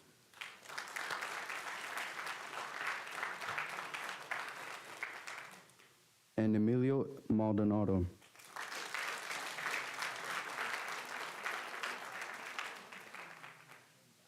These students show dedication, responsibility, and commitment to their goals. They represent the hard work and determination found across our campus. We are proud of you and your accomplishments. Can we give them one more round of applause?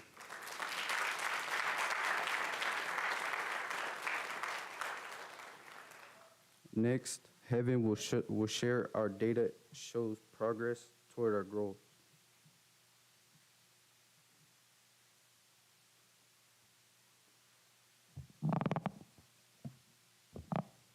Good evening. My name is Heaven Chavarria. As we arrive at Gate E, we want to share our most recent benchmark data and how it connects to our campus improvement plan. RLA 2 benchmark data is as follows. 67% of students met approaches standard and 33% of students met meet standards. Our goal is for 35% of students to meet the standard, and we are working towards that through targeted support and reteaching. In our U.S. history benchmark, 79% of students met approaches and 58% met meets. Our goal is 62% meeting the STAR EOC standard, and our data shows we are making strong progress.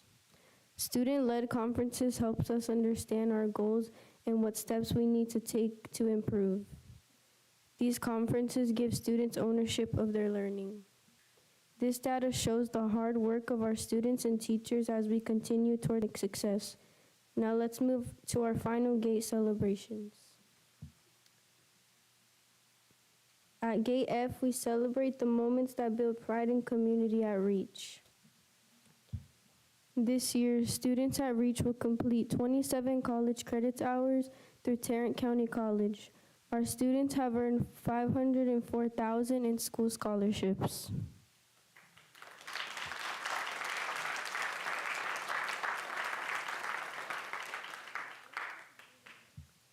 These accomplishments show our students' commitment to their future and the support of our staff and community partners. Along with our academics, our campus celebrations, therapy dog visits, social emotional lesson activities, and hands-on learning reminds us that success is about growth and opportunity. Now I'll turn it back to Chelsea for our closing.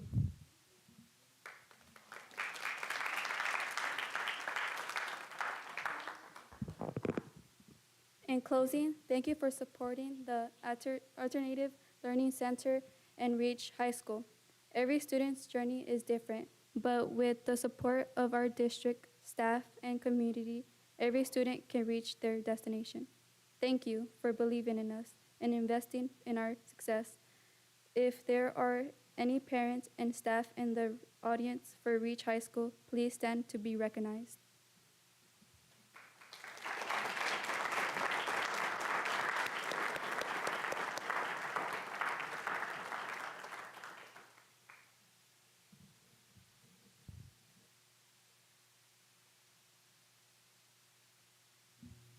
Thank you, guys. Thank you so much. It's wonderful. Now, item 7D. Ms. Pierce? Yes, Mr. Board President, at this, Ms. Dee Dee Pierce, our Director of Athletics, will introduce student athletes. Nope. Oh, well, yes, we do. One more. Fall athletes and staff. Yeah. Hello, good evening. My name is Ayami De La Rosa. I am a senior cheerleader, and I'm happy to be here tonight representing Castleberry Athletics. I would like to thank the CISD Board of Education, President Tolliver, and Ms. Smith Faulkner for the opportunity to recognize the accomplishments and life lessons of Castleberry High School fall sports program. We have athletes speaking tonight about our fall performances and postseason competitions. I will start us off with cheerleading. We competed on November 9th at UCA North Texas Regionals, where we placed 9th in the co-ed large varsity division. Then we competed at NCAA North Texas Regionals on December 13th, where we got judged and instant feedback on our material and performance in order to help us prepare for our biggest competition, which is UIL State. This competition will be held at the Fort Worth Convention Center on January 16th, 2026.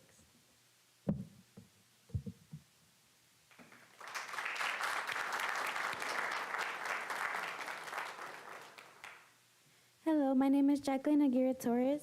I am a senior here to represent our Castleberry volleyball program. We are in a very tough district and had the 4A Division I and Division II state champions come out of it. Despite the tough competition, we still had several players receive all-district honors. They were first team all-district Alexa Rivera,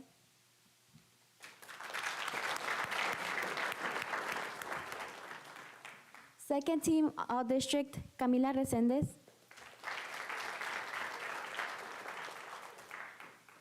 academic all-state team for the Texas Girls Coaches Association, myself, Jackie Torres.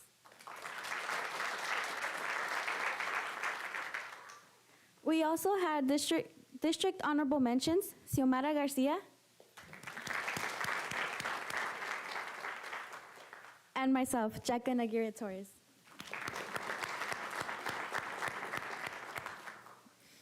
In addition to these awards, we are proud to announce that all 12 varsity players made the academic district team.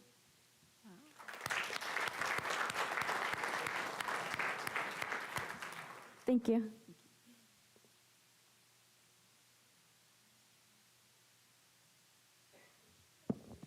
Good evening. My name is Sara Caldera, and I am here to proudly represent our Castleberry cross country program. Our cross country teams are led by head coach Barb Beasley and assistant coach Freddie Garcia. CHS hosted the CISD cross country meet at Camp Carter YMCA for the third year and had over 57 teams entered with over 1,100 participants. At the district meet, the JV boys finished third as a team, and the varsity girls missed qualifying regionals by 1 point. Joining us tonight are Van Goins, who placed third overall in the District 7 4A meet, and myself, Sara Caldera, and I placed fifth. This qualified both of us for the regional cross-country meet in Lubbock. This was the 21st consecutive year that the Castleberry athletes qualified to compete in the regional meet. The following were honored as Texas High School Coaches Association Academic All-Star recipients. Julio Rojas, second team.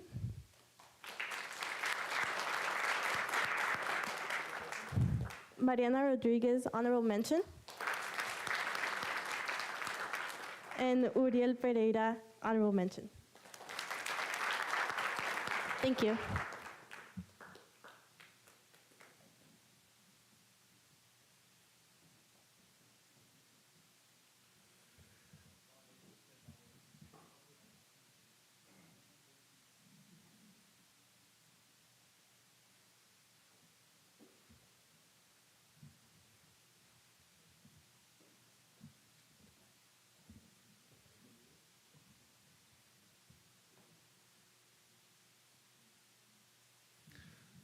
My name is Dominic Ruiz, and I'm a senior and here to represent our Castleberry football program, which is led by Coach Juan Silva.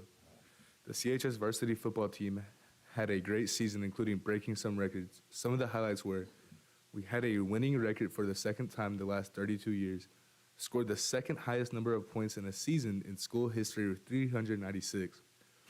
The football participation numbers continued to increase, which brought the need to add brought the fourth team to the program. We earned back-to-back playoff appearances for the fourth time in school history. 4 of the 10 playoff appearances in school history have occurred in the last 7 years. Some athletes that set records or excelled in the performances were Isaiah Ford with 1,747 rushing yards in a season, 3,692 rushing yards in his career, second in school history, and he scored 45 touchdowns in his career.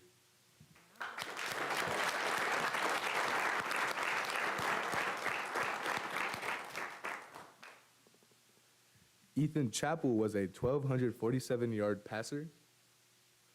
Lucas Aguillon with 9 sacks in his career, new school record.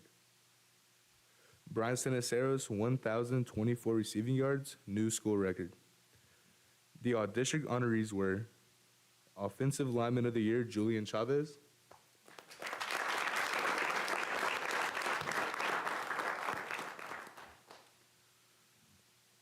Special Team Player of the Year, Caleb Casinera.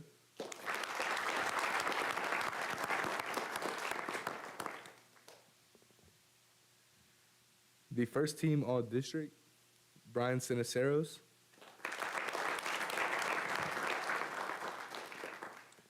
Isaiah Ford.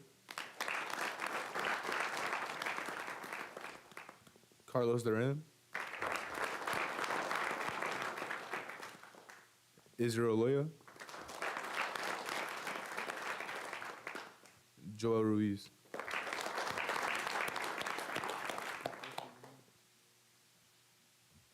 Julian Valdez. Sebastian Huerta. Jeremiah Sanchez. Nathan Moreno. Tommy McLaughlin. Lucas Aguillon. And me, Dominic Ruiz.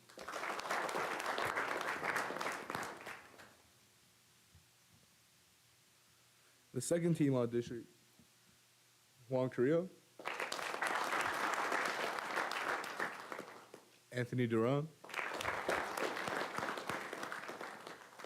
Marcus Martinez. Pascual. Santiago Guerca.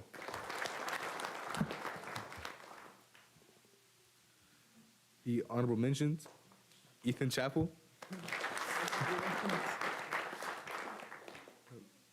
Luis Rodriguez. Jaden Lux. Juan Chavez. Nick Duran. We would also like to recognize our football team success in the classroom. This season, we had 20 varsity football players make the academic all-district team. In addition, the following made the Texas High School Coaches Association academic all-state team. Football manager Naeli Olea, second team. Marcus Martinez, second team. Xavier Puga, second team. Carlos Duran, second team. Isaiah Ford, honorable mention. Nathan Moreno, honorable mention. Congratulations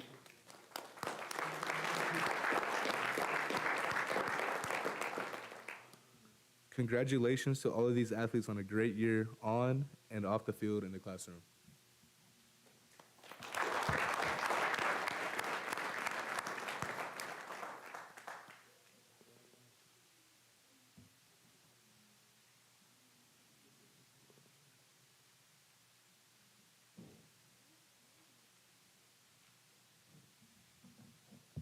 We would also like to celebrate our athletes' success in the community. Our sports are in the middle of their community service projects. We have a toy drive we are finishing up, and the volleyball program dressed up in costumes and volunteered at the AV Cato Trunk or Treat. The cross country program spent a day volunteering at Tarrant County Area Food Bank. And during the football season, we had an airplane throwing contest on Military Appreciation Night and raised over $1,100 for the Wounded Warrior Project. We received donations from area businesses for the prizes and made it a community-wide event. In addition, this fall, our cheer and football student athletes lead our elementary school students as they arrived for school every Friday. They also rotated reading to different grade levels at all 3 elementary schools. Our athletes love getting to interact with the little ones each week. Our social media presence is rapidly and widely increasing its reach. Since August 1st of this year, our social media has generated over 4.2 million views. Each post on Instagram is averaging over 4,300 interactions. This is establishing the Castleberry brand and highlighting the success of our athletes to more than just the Castleberry community.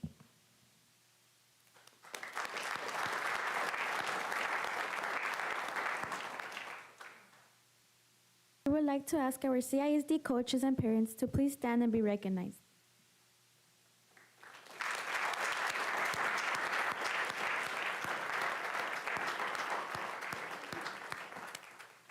We thank you for your support throughout our seasons.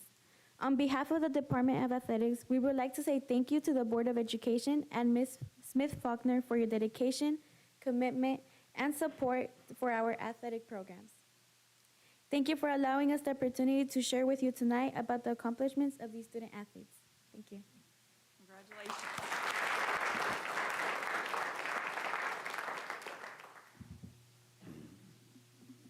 Oh, great, really great. We want to take some time right now. A couple of us, I think Linda and Kathy are going to take some pictures with you guys. I'll let Ms. Branch organize you guys however she sees fit, and so we can get some pictures, remember this moment. So we're just going to take a few minutes. Thank you.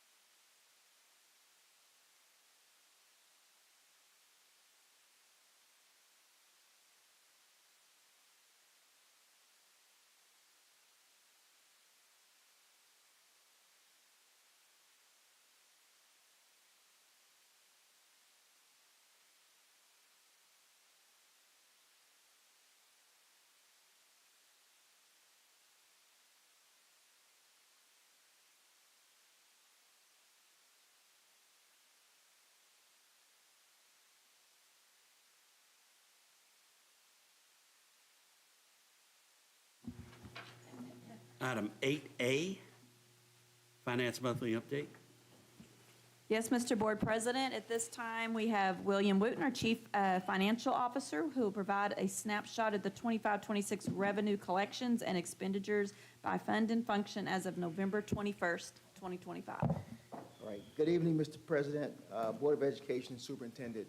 Tonight, we're going to talk about the budget update. I want to thank you for allowing us to discuss the financial health of the district. It's very important. As of, this update is as of November 22nd. So as that gets kicked up, first we'll begin with a budget snapshot. This is where we show where we stand as actual collections, actual expenses, and net change in fund balance. Next, we'll talk about the financial performance of the district, and we're going to compare the collections and spending, if collections and spending are on track. And then secondly, and finally, we'll discuss the next steps to keep the budget aligned with current budget expectations. Next slide. So this is the budget snapshot. Basically, we adopted a $48.6 million budget. To date, we spent $6.1 million, which is 33% of our adopted budget. Expenses, we spent $15.1 million, which is about 27% of our adopted budget. Our net change in fund balance this month is $971,000. So there's a positive trend. We've earned more than what we spent, and so I think that's a good sign. Next slide. This is a breakdown of the actual collections. As we said before, we've collected about 33% of what we planned in our budgeted adopted budget. It's important to know that local property taxes, we've collected about 17%. This is the month, December and January, where we collect about $3.5 million this month in ad valorem taxes. And in January, we collect the rest. And there's a small portion of taxes that we're gonna get in February. State funding, I like to talk about state funding because it's important. So the district expects to receive about $37.2 million in state funding. State funding is about 77% of our total budget. State funding is primarily driven by average daily attendance. As I said before, right now with our state funding, we receive about $3.1 million. As you said before, we're pavement class number 1. So there's only 2 months out of a year we do not receive state funding, and that's April and August. But for the primarily, state funding is based on ADA. That $3.1 million is based on projections. And so more kids come to school, more money we get. And so it's important when we talk about ADA. It drives the state fly. Year-to-year comparison, this is what we're looking at. Current year actual spend, which is $15.1 million, and we compare it to prior year spend, which is $14.9. And this month last year, this month this year, we've spent about $260,000 more, and that's primarily driven by payroll. So this is where we are. December, I'm preparing the mid-year budget update for next month. We're looking at the financial position of the district cash flows. We're talking about fund balances, and we're doing drawdowns for grants. In January, we're going to give the mid-year budget update and a budget amendment if necessary. And then February is important because this year's audit, we will submit it to TDA no later than February 15th. And then we start all over again. Budget meeting number 1, we're going to talk about school finance, basically the basic components of school finance and the timeline and the tax rate process. Mr. President, any questions from the board? That's all I have for tonight, sir.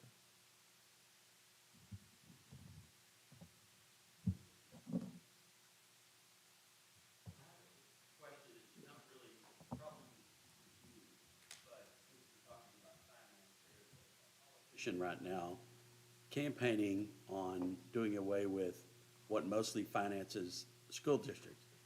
Have you heard anything, and an acceptable, no is an acceptable answer, truly? I have not, Okay. sir. As to what? Unfortunately, no, I haven't heard anything. What that plan might be, okay. But I can find out. I can be sure.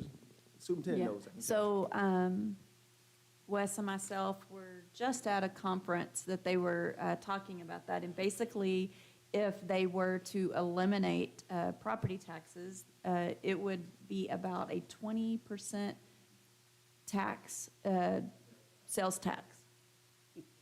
Because we'd have to still be able to, you know, raise the revenues for, to pay for school districts. And so they gave us an estimate about 21% sales tax to make up for that.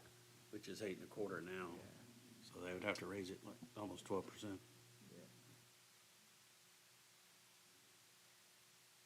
Yeah, yeah, you're right. I did read that. I don't think the government's going to do it. Yeah, I wouldn't. Yeah, I read it and then I just turned the page because I don't think the government's going to do it. Yes. Thank you, sir. No problem, sir.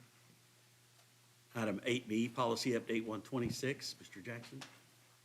Yes, Wes Jackson, our Director of School Policy and Student Support, will present Board Policy Update 126. It was an information item at the November meeting and will be an action item on the 12th. Many of these are our local policies to align with new legal policy. Thank you, Ms. Smith-Faulkner. Board President Tolliver, board members, good evening.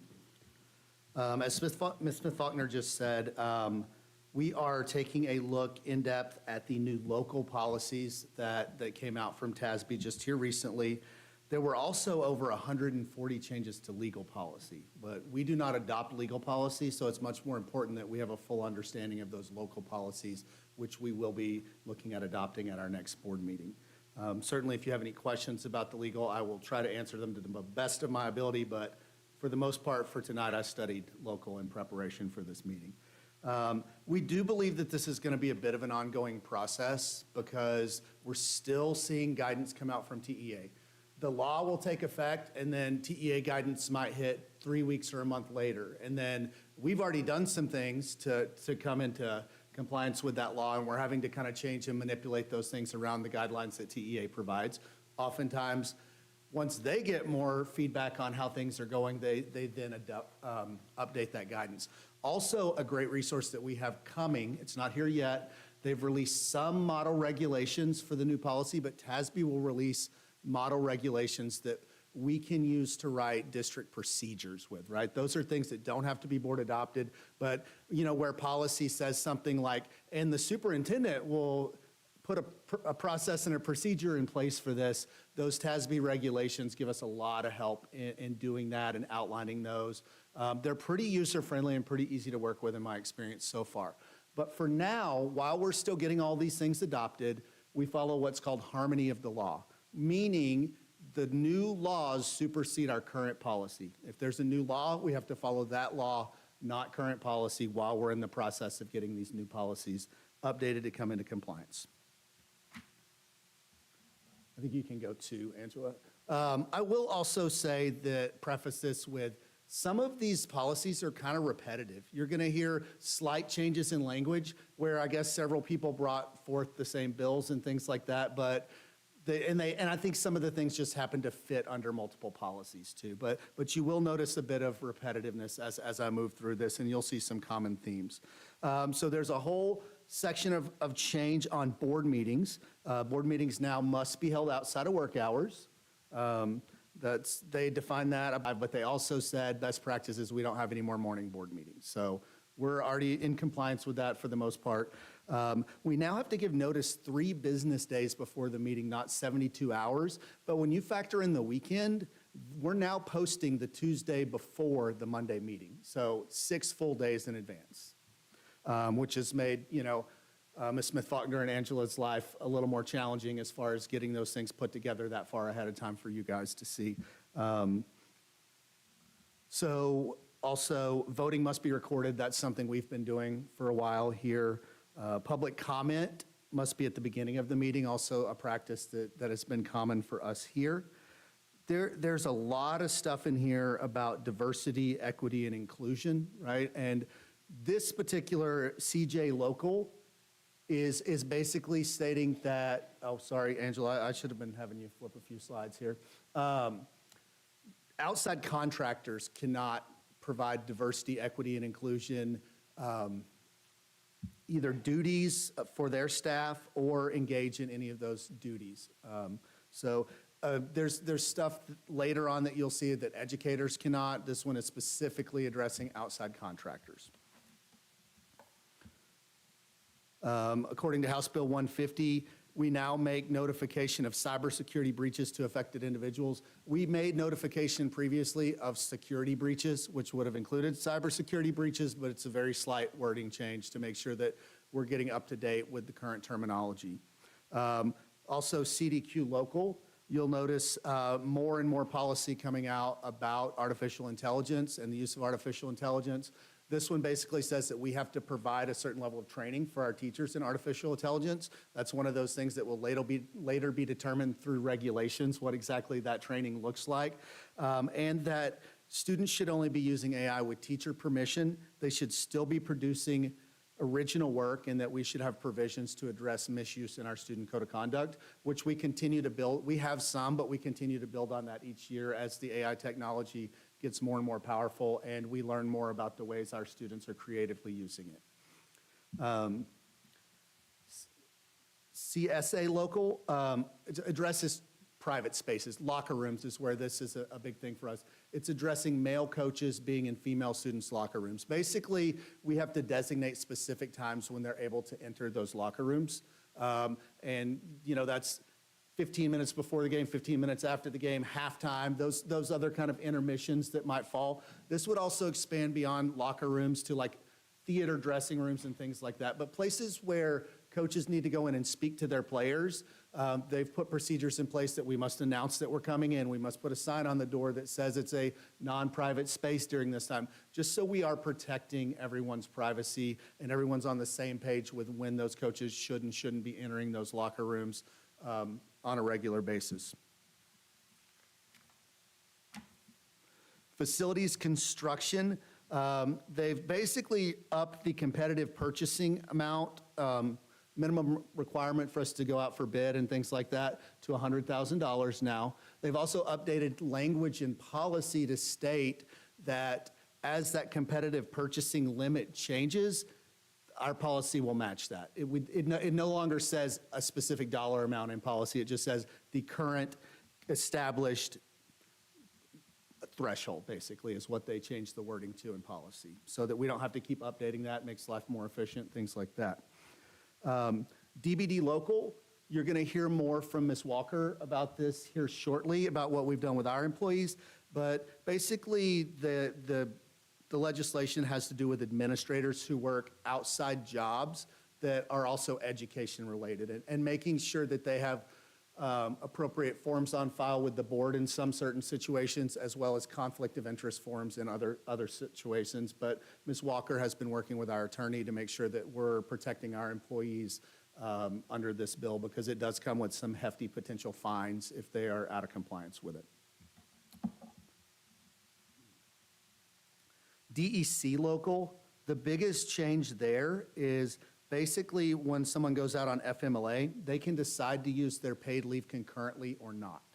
So say you go out on leave, you get to decide whether you want to use your local sick and state days along with that FMLA leave, or if you want to save those, I guess, for later on. So gives families a little more flexibility in some of those planning pieces. DFBB, that added some new reasons for non-renewal. It added assigning DEI responsibility, as well as DEI instruction or any other instruction or guidance that is prohibited by law is now a reason for non-renewal. Also under Employee Codes of Standards of Conduct, DHI, they added more wording about DEI instruction, as well as assisting with social transition. Lesson plans, EPP local, this is one that is a bit of a work in progress. This legislation actually takes place or goes into effect at semester. This is something our TLI team has been working hard on. It is also something that we're still awaiting some guidance from TEA and TASB on. We want to make sure when we get this up and we put all the work into this to get it up, that we're doing it in accordance with that guidance, so that we're not coming back and redoing this for, I think we have over 600 different subjects and courses if you count everything. elementary through high school. Now, a large portion of this work is already done in Canvas, and we have begun to transition it over to the website, but this is an area where, upon receiving that further guidance, we will have a little bit of additional work to do. Instructional materials, parents can request review based on alignment or rigor. That's another area where we have to develop some administrative regulations in order to design what that process will look like for parents. EIA local, we're way ahead of this one. We already have on your board-approved calendar for October and February, those 2 built-in student conference days, right, for the student-led conferences. Also, under EIA local, there is some additional language around AI, academic dishonesty, and plagiarism. Again, things that we've been working to put in our code of conduct and those kind of things over the past couple of years. FA local states that we have to have a parent portal available for parents to give feedback to the board and to administrators as appropriate. We do have that set up.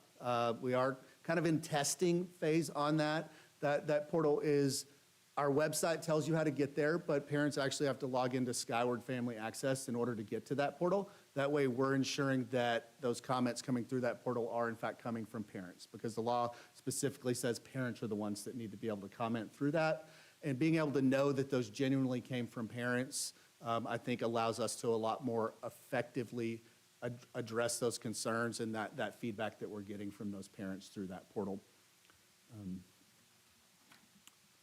FEF local adds some language that kids may be released from school for religious instruction for 1 to relations around that instruction has to meet, but up to 1 to 5 hours a week. Medical treatment. We are now able to give non-prescription medicine without a doctor's note. We just have to have a parent note for that. So it may take a little while to get our campus procedures up to speed with that, but that is what the law and the legal change is there. It also says that nasal spray is now a way that you can give epinephrine, so it added some language there around being able to distribute that through a nasal spray versus just the injectors. FBF local addresses crisis interventions, specifically as soon as it's safe and practical after any kind of threat.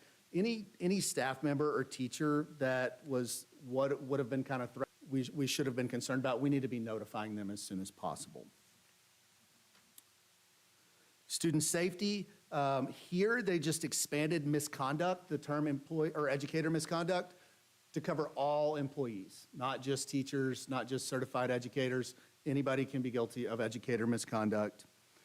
FFG local changed the reporting requirement for child abuse and neglect from 48 hours to 24 hours. And there have been changes to the grievance policies as well.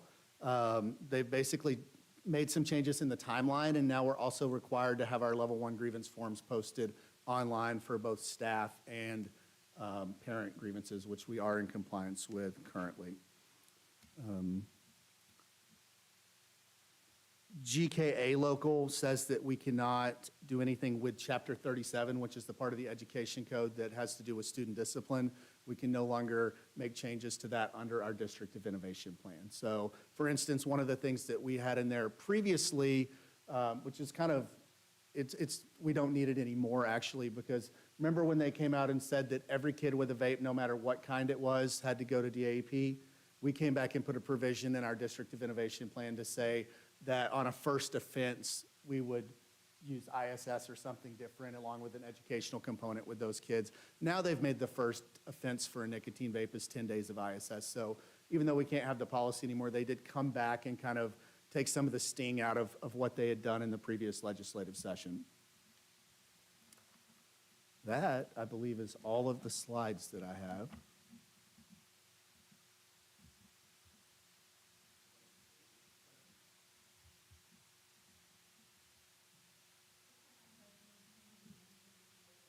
Okay.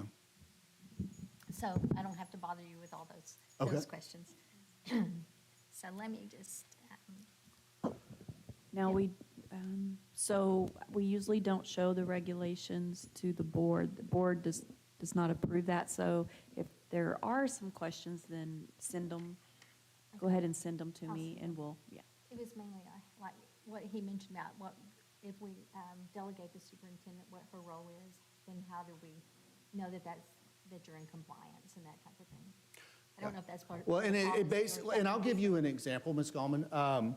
The one I was talking about with AI, the language in that said, in the local policy says, the board delegates the superintendent to ensure that staff receives X training in artificial intelligence. The superintendent shall report, I think it says something similar to, don't quote me, superintendent shall report back to the board on the progress towards that training and things like that. So Okay. some of them have Didn't see that that. component tucked into there. Okay, good. Because we have to have that checks and balances. Mhm, I don't know absolutely. where it belongs, but, okay. That was that, you answered that one. On CV local, we changed, we striked the designee component. Is there a reason that we did that? And I can send these in a little bit. Why don't I, on the more, those tedious ones, I'm going to send in. But you mentioned policy DBD, and you're going to be talking about that, is that right? Okay, because I just was kind of needing an example to understand what DBD meant, so. And then on policy DGBA, the third paragraph from the bottom, I just wanted to draw our attention to the fact that this involves complaints about board members from employees. So this is something I think needs to be on our radar as far as how we govern. And then on page 5 of DGBA, we talked about a hearing officer. No, not that one, okay. It talks about, no, I'm sorry, page 8, a board committee, and it mentions the board delegating a committee as far as being a hearing officers. So I was just wondering if our committee policy reinforces this DGBA policy. Because we talk about board committees being able to be hearing officers. So we've got to make sure that both of those policies are in compliance. Because I wouldn't think that a board committee that the president appoints would be the same as a board committee that would be operating as a hearing board. Okay. So I think we need a little bit more I'll have to do a little more understanding about research on that one. board committees and hearings. Because that's something that's, I thought was new.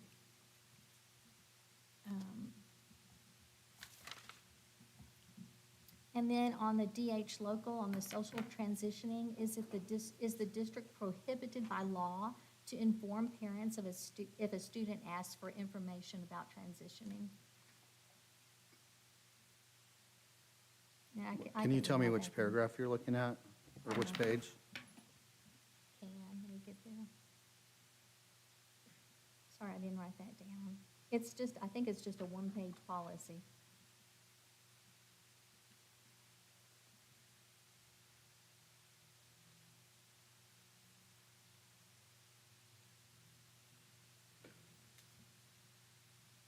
Policy DH, see if I get to the right.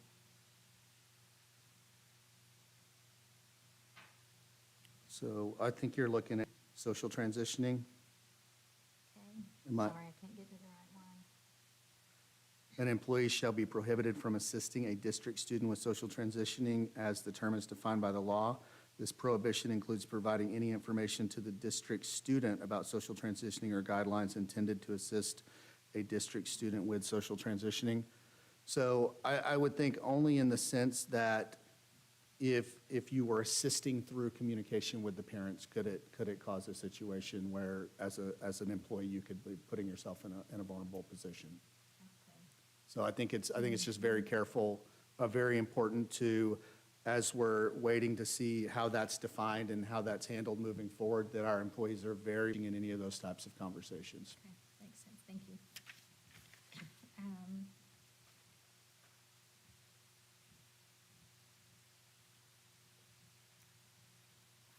Let's see. On EFA local, let me get there real quick. A, B, C, D, E, F, G.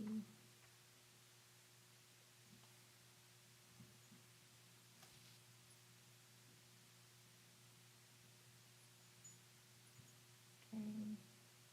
No, I wrote the wrong one down because that doesn't make sense, so I'll skip that one.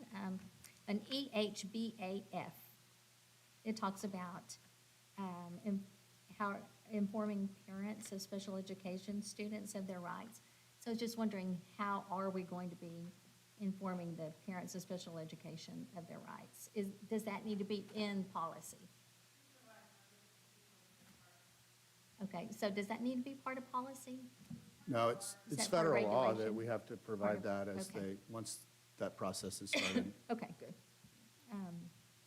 And that was it. Thank you. That was tedious, but mainly about the board committee on it being hearings. I think that we need a little bit more explanation on what that means. Yes, ma'am, I'll certainly follow up on that.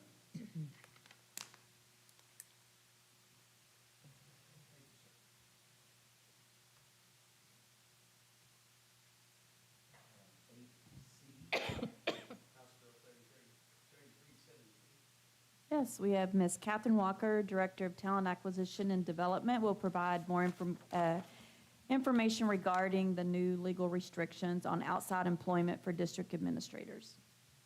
Good evening. So mine's really brief, doesn't even warrant slides. It's just a memorandum essentially. And then I've also linked in there for you if you want to read the legal jargon. That piece is also linked into it.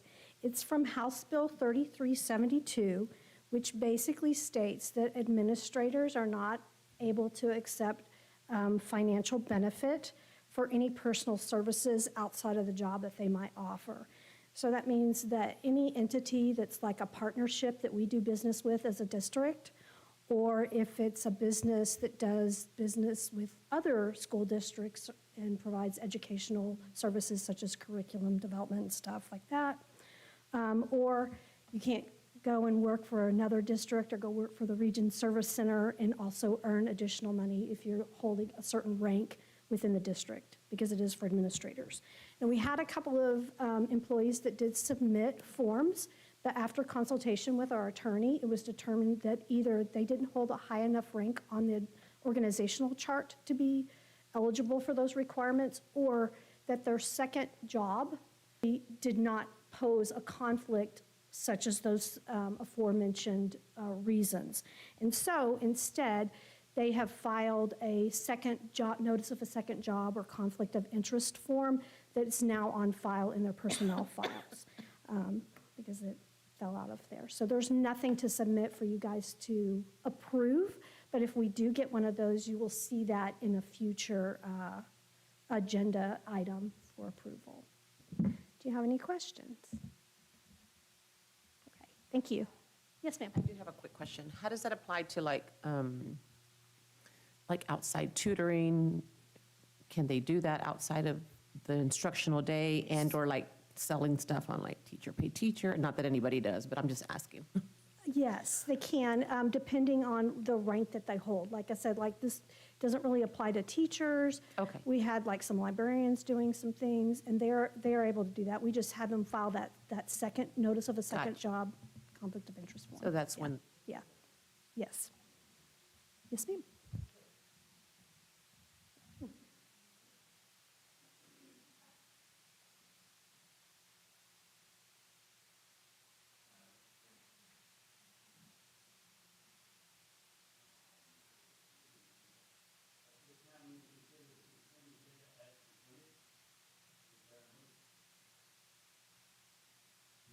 Mr. President, I move for the consent agenda to be approved as presented. Is there a second? I second the motion. Is there any further discussion? Please indicate your vote.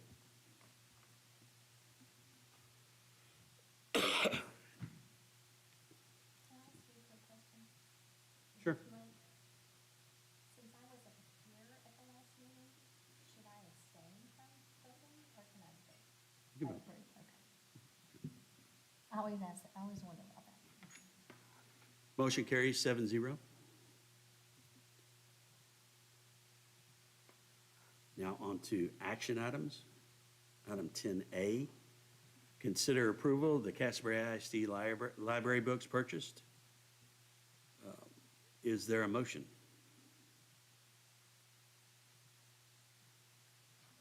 I move to approve the list of library books to be purchased as presented. Second. Is there any discussion? I did send in a question asking if there was any objections from parents or anybody, and the answer was no. Please indicate your vote.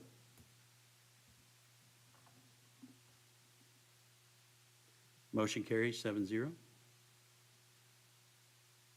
Item 10B, consider approval of all matters incident and/or related to ordering a general election. Is there a motion? I move to approve ordering a general election as presented. Is there a second? Second. Is Sorry. Is there any further discussion? Please indicate your vote. Motion carries 7-0.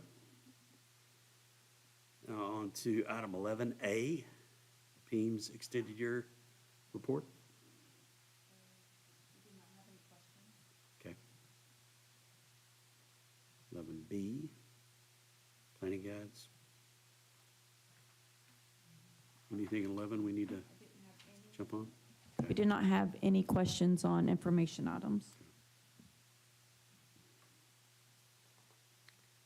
Anything anybody want to jump on before I jump to 12? Question on 11J, student travel for information items. I was just curious if there should have been an attachment or what's the information with that? 11J, student travel.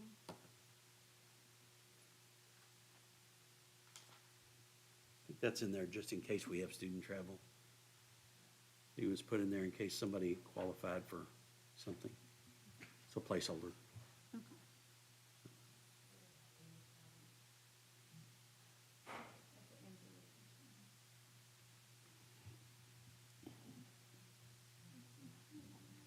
Angela, we did not have any student travel for this agenda, right?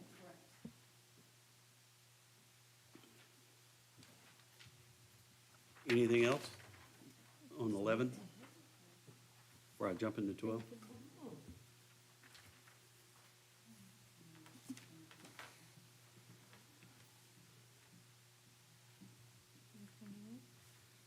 Uh, 12 discussion items, and you'll notice in 12, starting in C, that Tracy's going to present some stuff for us.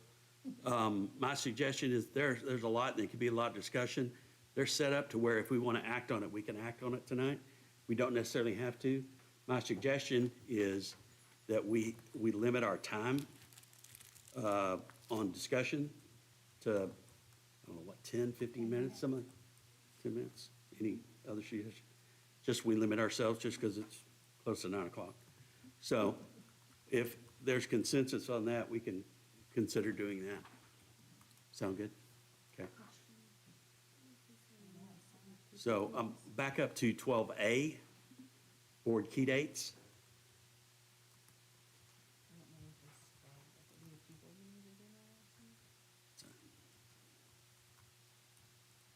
Coming up on we're starting at A, key dates. So Angela, are you saying that on the key dates, the board pictures are on January 12th? Okay. And what time?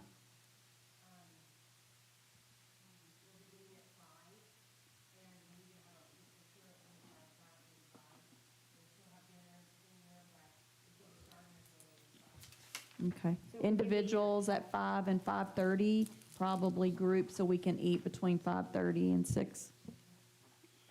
Remind me again why we're having 2 board meetings? In January? That's what I was wondering too, thank you. My evaluation is one of them. Oh.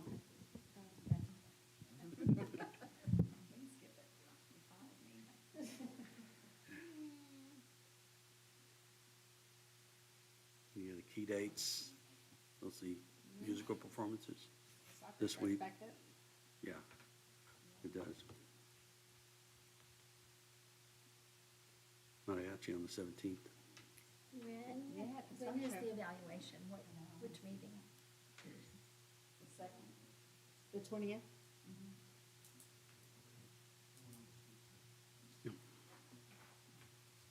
There's a possibility I'll be in the UK.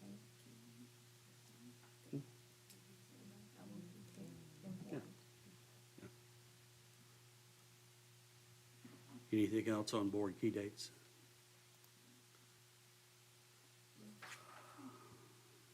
Want to look at the budget dashboard? Is anybody not taking a look at that one? Perhaps something they want to discuss on it in 12B?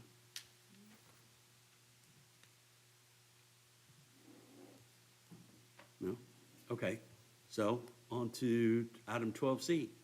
Consider and possible board action to update school board operating procedure. Ms. Goldman, you have the floor. If you'll notice, there's a link in your packet. If you'll go to the link. And it's on page 12 is what we're continuing to talk about. Number 5 is, mine's highlighted in yellow. This one. Take on password. Travel to attend? Yes. Additional travel guidelines. Go down to number 5, past the bullet points. Oh, is that, I'm on the wrong one? No, you're on the right one. You're correct. This is not that. That's not what this is. Yeah, though. correct. Okay, that's right, okay. So we talked about just doing away with this. Number 5, let me read it out loud. For board members' expenses to be paid by the district for any convention, conference, or similar event, the member must attend at least 80% of regular and special board meetings. My suggestion is that we do away with number 5. To me, it's not board-friendly. And that's all I have as far as that goes.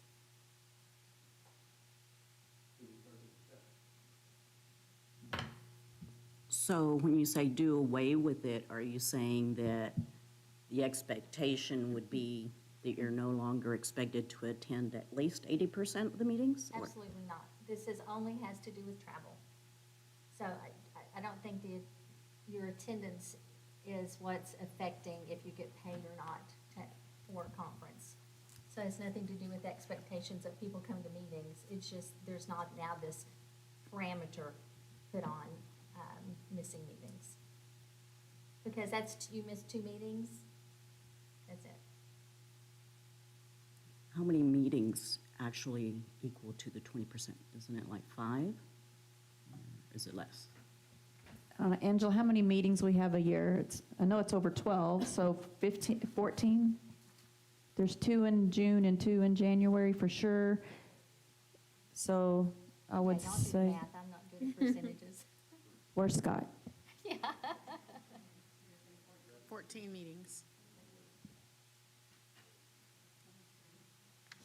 We've had 19 from last December to this December.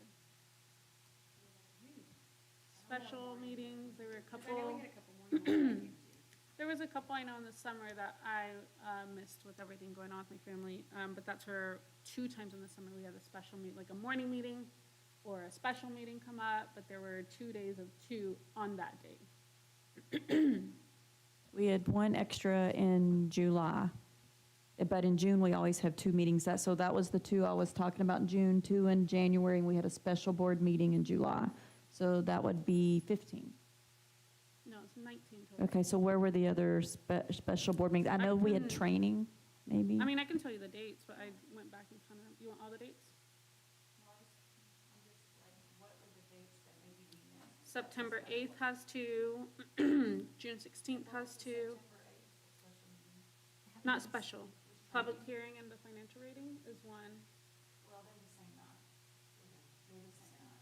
Okay, well, it's not listed together, so, Right, okay, so still that's 2 1 meetings, meeting. because you might miss Okay. one and be at the other. Well, there's a good clarity, like for exact reason. Okay, September 8th. Like I may miss the hearing, but I'll be there for the meeting. Mhm. So June 16th, there was a special, July 24th. It wasn't July had 2 meetings, but July 24th had a 7:15 special meeting. Mhm.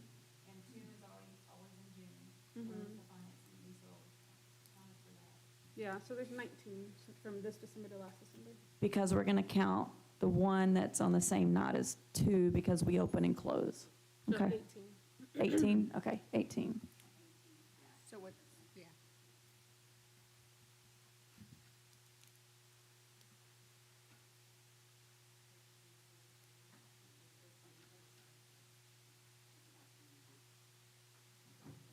Three and a half meetings, based on last year's number of meetings. That would be June 1st through the end of May. So that's a lot of meetings for somebody. I think it needs to stay in there. I mean, we expect it from our kids to come to school and for academic reasons. I mean, that should be for us as well. If we're going to be on the board and people hold us accountable, the public, I think we need to keep that on there. And that's just like a discipline for ourselves. I know things come up, but I mean, that's life, because that's what happens with the kids too.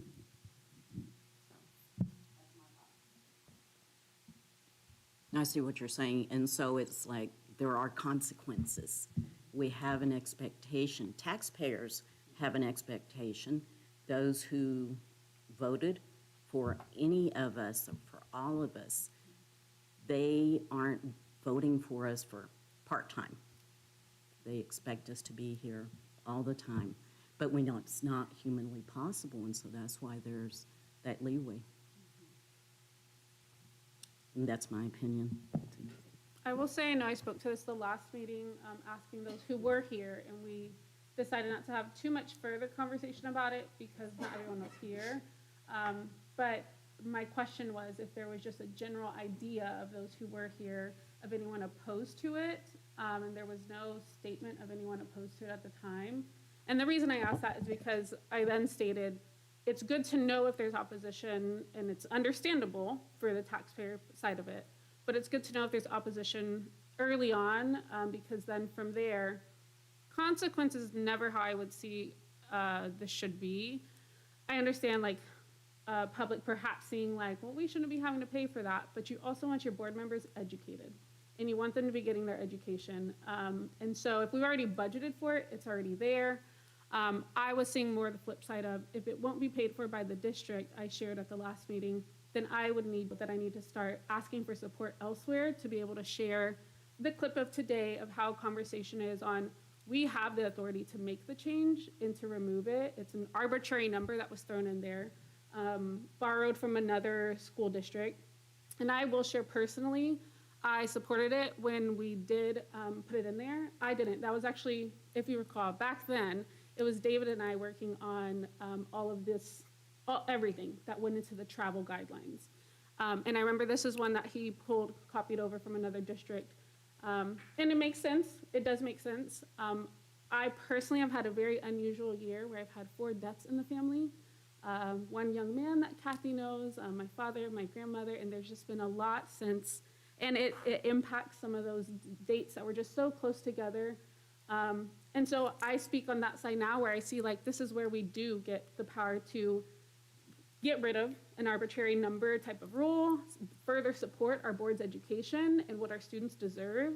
But at the same time too, it's not because we're saying, oh, we want to waste, we think there should be a consequence. That shouldn't be the lens that we look at this.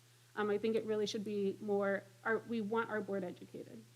I would really hope that us collectively, you want your board educated. The funds were already budgeted for, and hence why I brought that up last time, because I will gladly ask for support to attend from everyone else outside of district and supporters that I can in order to attend, but we have the power to remove it.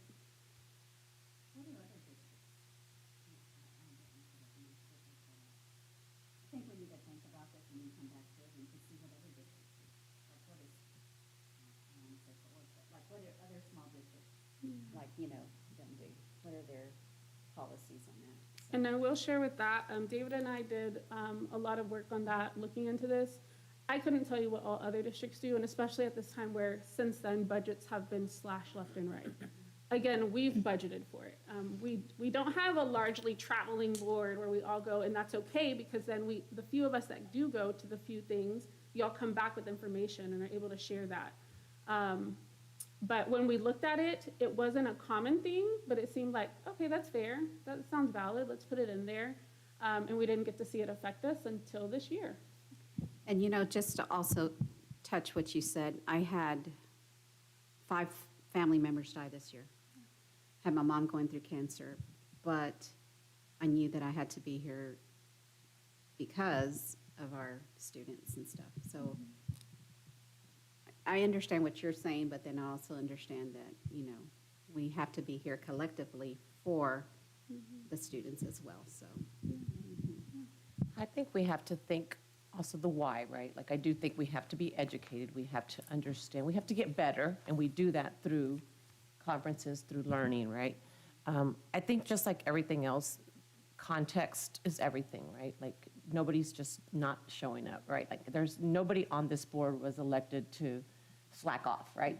And I think the wording sometimes could seem punitive, and I don't think that's the message we're trying to send to each other or to our community, right? I think that's the bigger thing. So maybe it's massaging the language so that it's not so rigid. Not that we're saying it's all or nothing, but I feel like right now the language is rigid and it feels kind of punitive. And again, we're professional adults who are clearly invested in this work. And I don't think there's anybody sitting here who I wouldn't say that. Nobody's here just for fun, right? We do this because we care, and I think the community knows that and understands that, I would hope. And so I just, again, not to say there can't be some sort of language in there around that, right? But I think it's the rigidness that I get stuck on. And I don't know what that language or that massaging is, but. To add on to that, I think it does come across as punitive. I think if there's a way to encourage attendance, and I will say this, we don't really do anything for the district unless we're in this seat, unless we're at these meetings. So, we can go out there and get our picture made and encourage people, and which is great, but the meat of what we do is here. And so if there's a way we can not seem punitive, but still encourage everybody 100%. in attendance somehow, I think that would be a good, I don't know that that's a discussion we can have right now, because we all agreed to a 10-minute time limit, but I think that's a good further discussion. Yeah, I agree.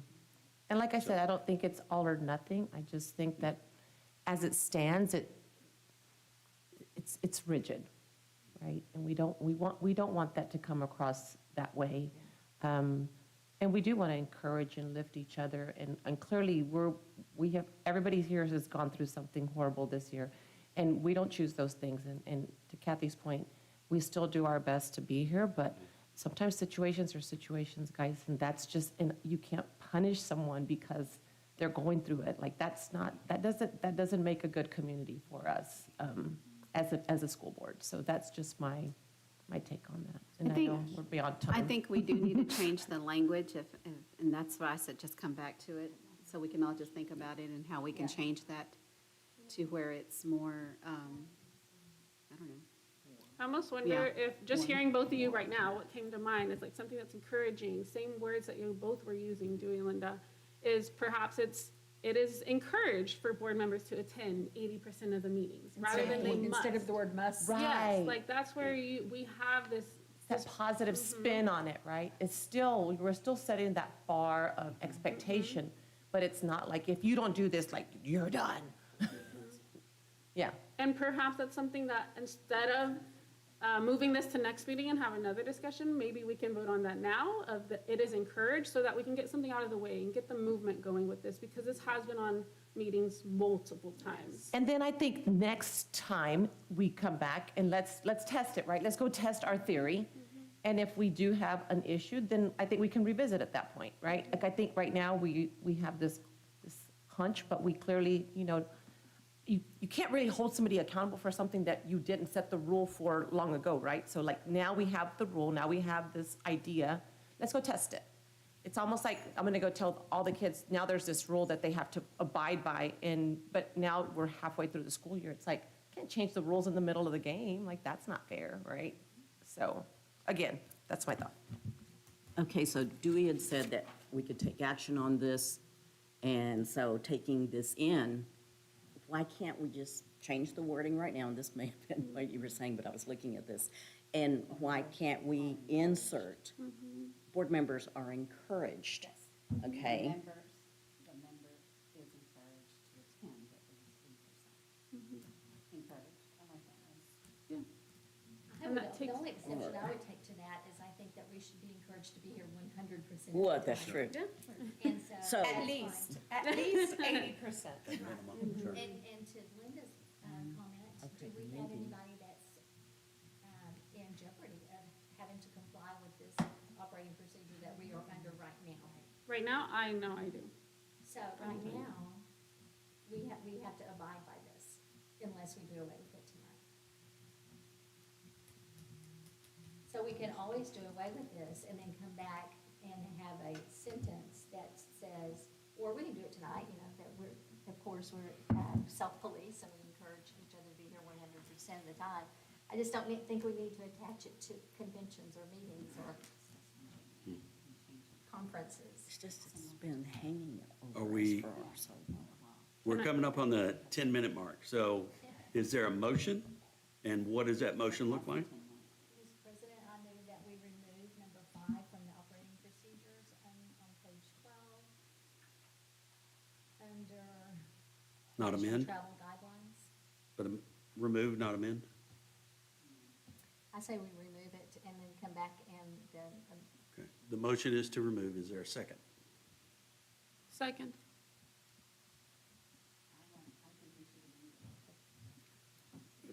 It's been a motion and a second, so now we got to vote. So,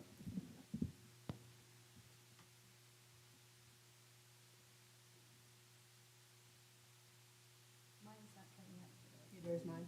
And question, this will be on record, right, to support any conversation that needs to happen Yeah. if support is needed? Okay. and this is a motion to remove it. And, yeah. To remove it tonight. And not, that doesn't mean we can amend later. Yeah, you can always amend. Is there any further discussion? Was that clear? Was that clear that? Not to amend it, but to remove it. Right. Not to amend it right now. We can amend it after we remove it. So why can't we amend it tonight? Well, right now, the motion is just to remove it. Because I think the amendment is going to be No. something that we need to think about how we want it to come in. Let you know I'm not going to vote on it. That's okay. You're gonna tell me. And that's, And you can make the motion to amend it if it doesn't pass. Well, so, if there's no further discussion, please indicate your vote.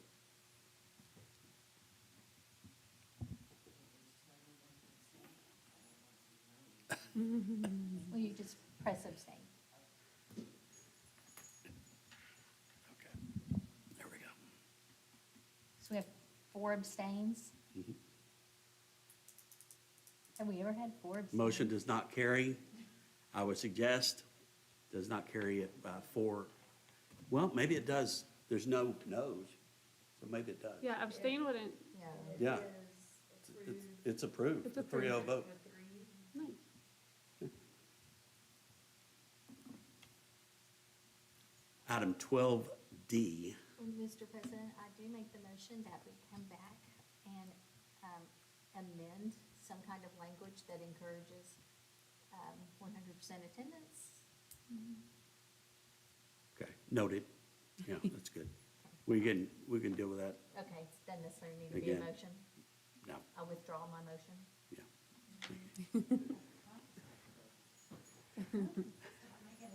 Item 12D, consider possible board action to add reporting requirements for communication with Castleberry ISD's attorney and law firms. Ms. Goldman?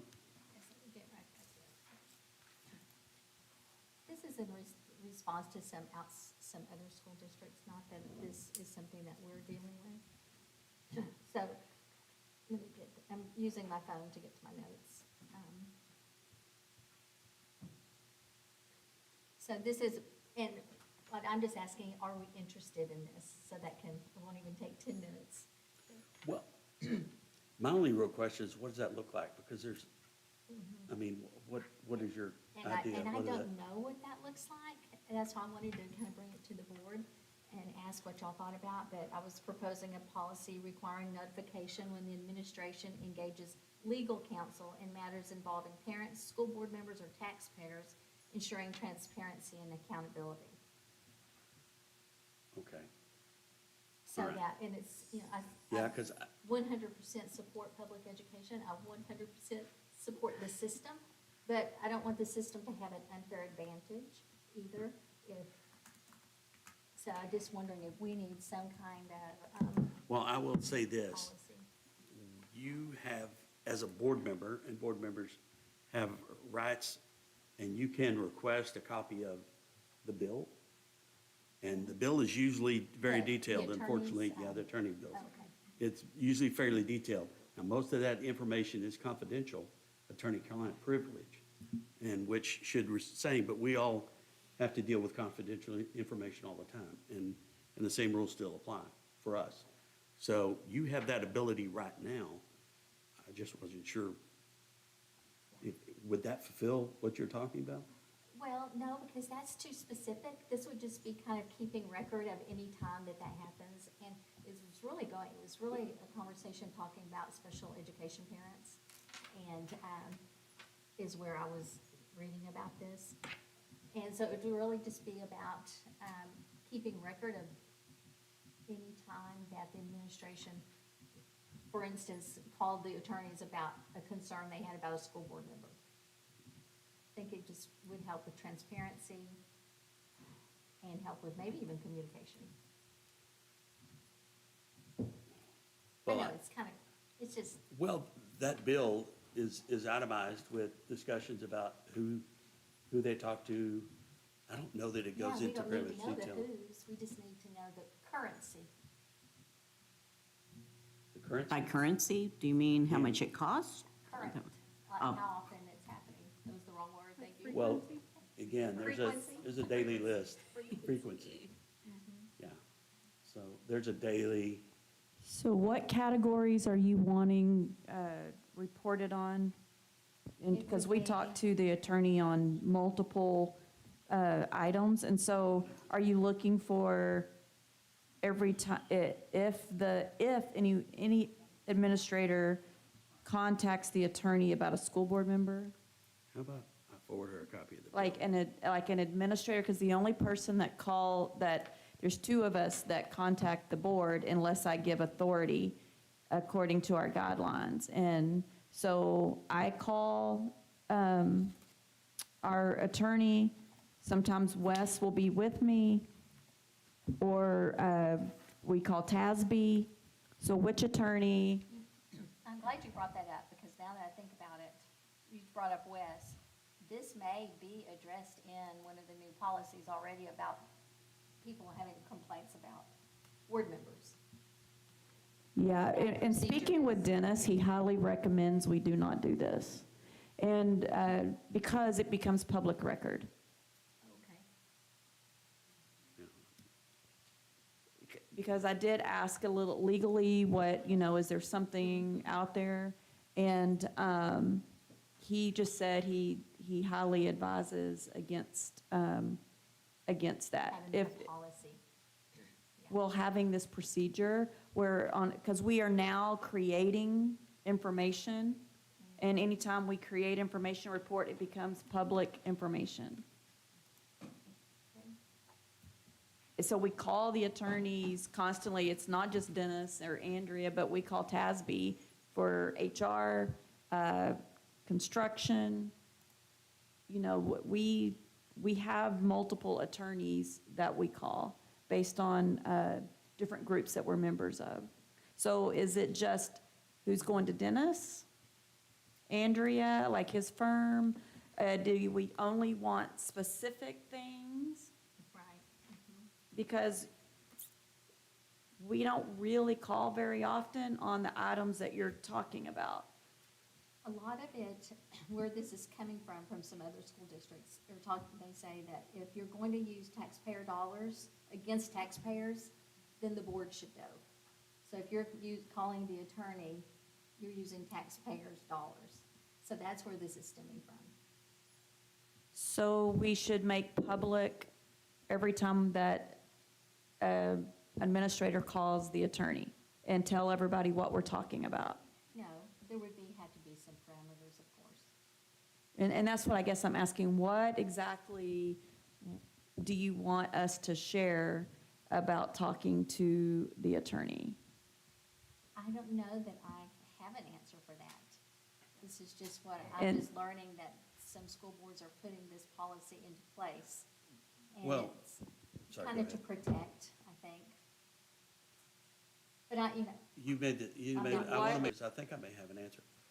You made the statement using taxpayer dollars against taxpayers. Mhm. And I would say that we use taxpayer dollars to protect the district, which is what we're given the dollars for, is to protect the district and the schools, and ultimately the children. So I don't know that I like the framing of that wording. Maybe My- that's what I'm talking My recommendation would be to advise the attorney in a closed session so that you can have a conversation with him, so that he can explain it, so it doesn't look like it's, it's coming from me, because it's kind of putting me in the middle.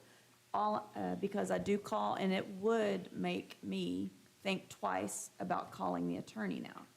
And Wes, like, I'm not gonna call on certain things if it's gonna become public information. And I'm not saying school board members, I'm just saying, I'm thinking of all the things that we call them for. oh no, I think it could be a huge can of worms. Yes. I agree.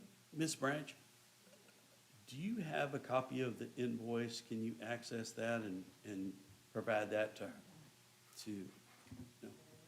You don't have a copy? No. That would you? Yeah. Again, it's that Angela would not be privy to that information. And this thought process isn't about knowing the details, it's just knowing about, is this prevalent? Or is the attorney being called all the time on parents, on school board members? It's really, I think. We do discuss, if we have some concerns on that, and if we put it on a piece of paper that we have created, now it's public information, so we have to be very careful. I think there's another way to handle this instead of policy and make sure, a lot of that's just communication as far as school board, as far as the team goes. You don't necessarily have to put it into policy.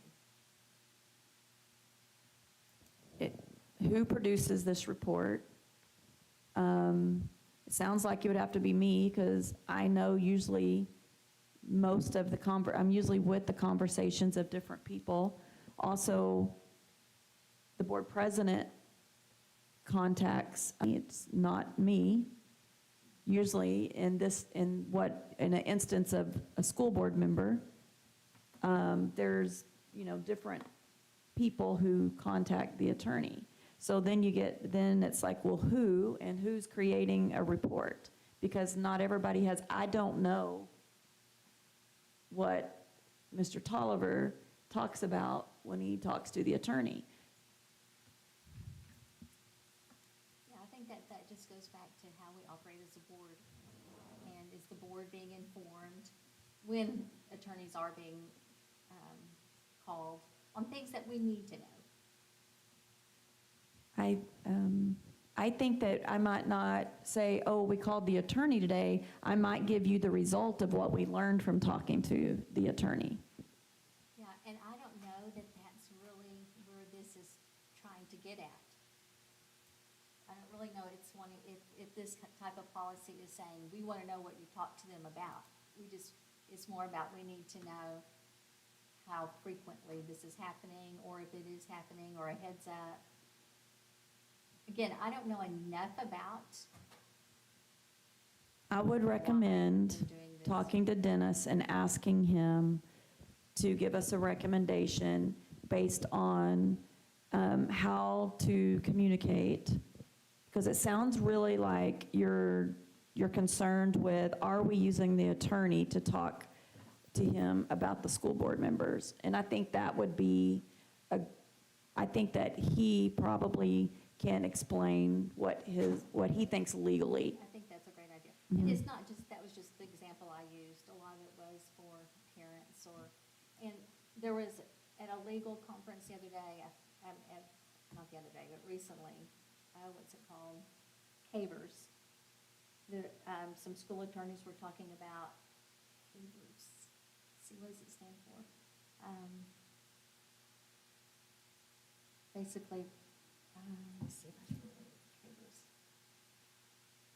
Citizens Against Virtually Everything. And so this was part of it. This was part of the rise of, okay, well, but they still matter, and they were being dismissed. And I think it was some policy was trying to be created into response to that as well. We just came back from a legislative conference, and there wasn't a mention on anything like this. This was just for attorneys. I mean, just attorneys. My recommendation would be to, during closed session, to consult with the attorney. And that's fine with me. And my reason I'm bringing this up tonight was just to be proactive on what's out there. And we need to know what other schools are doing, and do we need to create a policy for the same thing? And our attorney may know more about what I'm reading. What he has expressed to me in a conversation, so I had a conversation with him about it, and he advised against it. Which is, yeah. But I think giving him an opportunity to explain to you guys would be good to And hear I'm from only his okay with that perspective. if the rest of the board is okay with that. This is nothing I'm dying on my sword for. I just don't want it to inadvertently cause anyone to not call the attorney when we need to be able to call an attorney. Because then it sounds like everything what we talk about could possibly be public information. And so then that's going to make us second guess if we're going to call the attorney. That's my concern.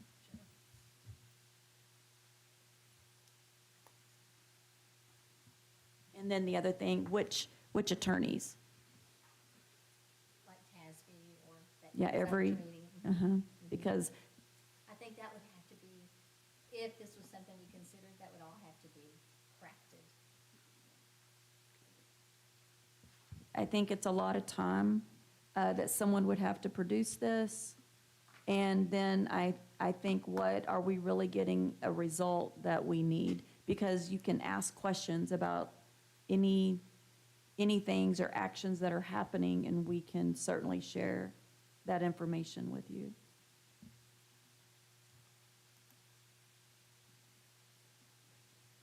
If you have any direct questions for me, you can always ask. But it does state some of the details that will answer questions for you. I don't know that we need to create a document. Again, back to that document, that the bill is detailed. And And I don't want to see that. I really don't. well, that's going to give you your answers you're asking Yeah, for. I'm afraid that though, Dewey, Mr. Tolliver, there are some things on there that would have to be redacted. So again, I think we need to talk to our attorney. Yeah. Well, I think her concern was about me, right? Oh, no, I'm not concerned about Okay, how we're conducting business at all. okay. Okay. Any other discussion before we move on? Because I'm not hearing any action items. No, but do we need a consensus? Is the rest of the board even interested in the hearing from the attorney? I think we Temperature start gauge? there. Yeah. I guess I don't know enough about the why behind it, so I guess I would want to know more. But I do think in the spirit of TEA takeover, all the articles you're reading, it's all about governance and stuff. So I feel your urgency, and I feel your curiosity. I just don't know enough about it to say yay or nay. So I guess that's where I am right now. But And I'm right. I would be willing to explore more, again, to make an informed decision, but I don't know that I could say yes or no right this second. And I'm right there with you, the legalities, what that would even mean for us. So, yeah. Curious? Especially if it's out there. So, moving on. 12E.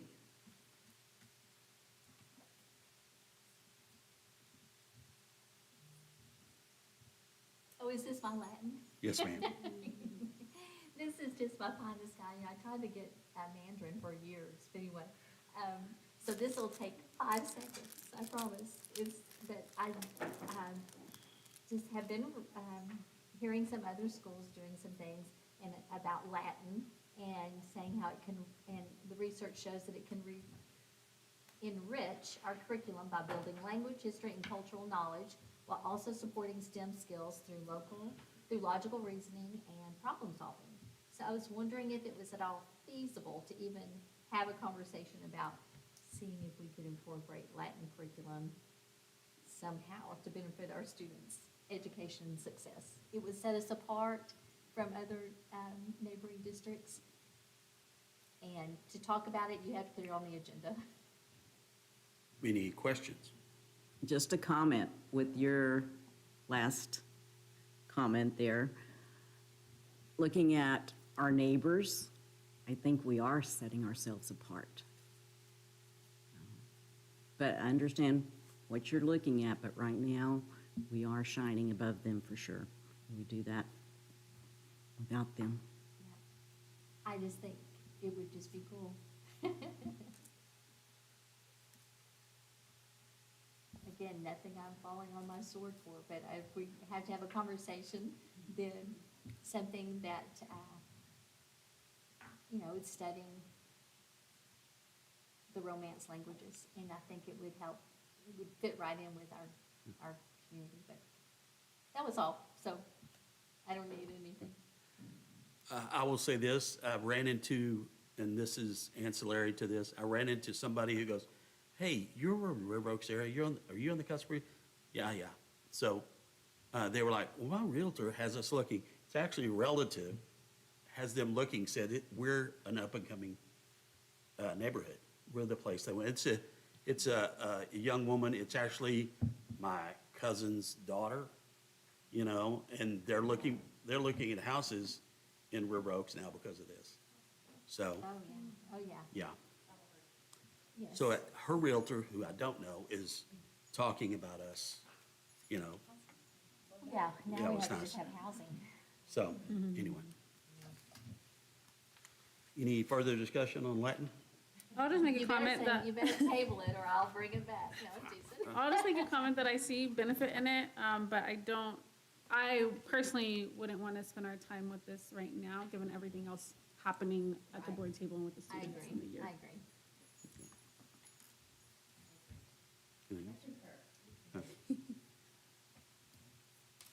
And then, so, not hearing any action, no motion. 12F, consider and possible board action to form an American 250 Celebration Committee. Tell us more about that. Okay,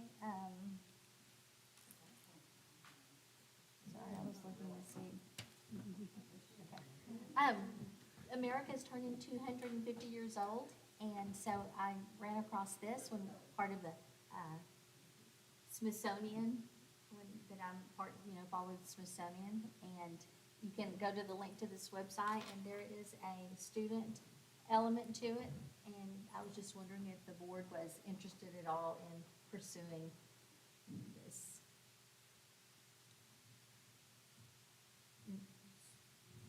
Any questions?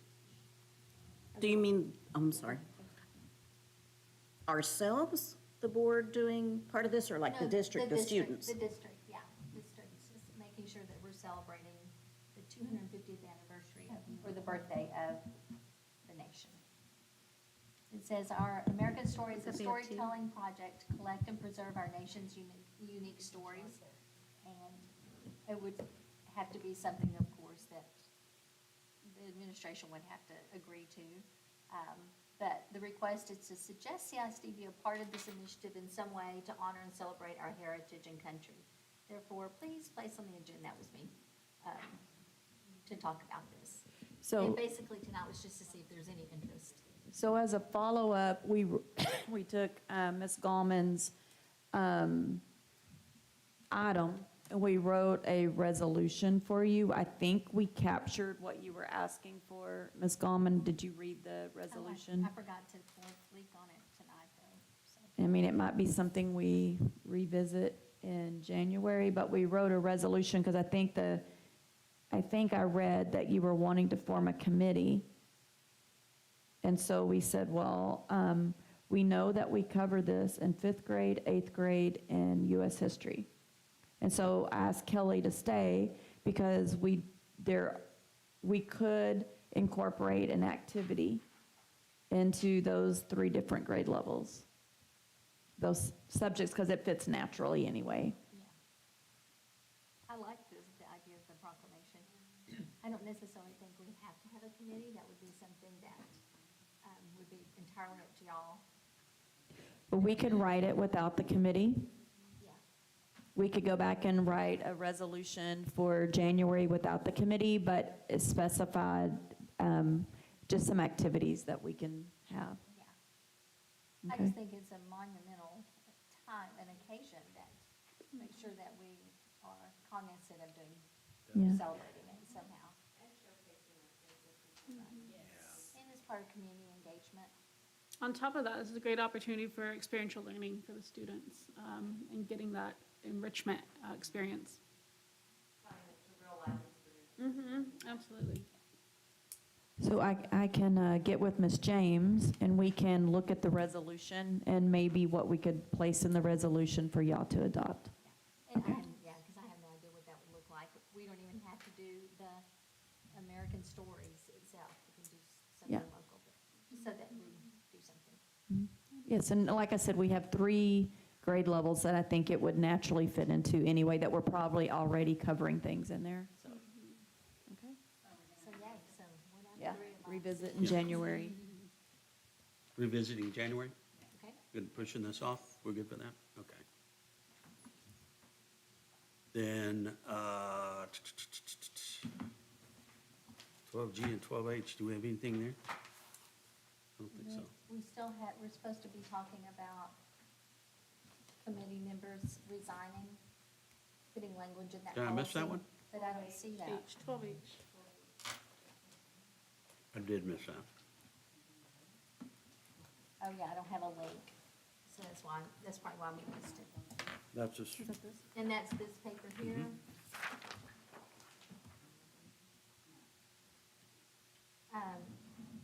We talked about having the need to understand how to resign from a committee. this is a discussion, since the first time we did committees, found out I did them all wrong. They're only supposed to be for a year. Is the way they're supposed to be designed to be for a year.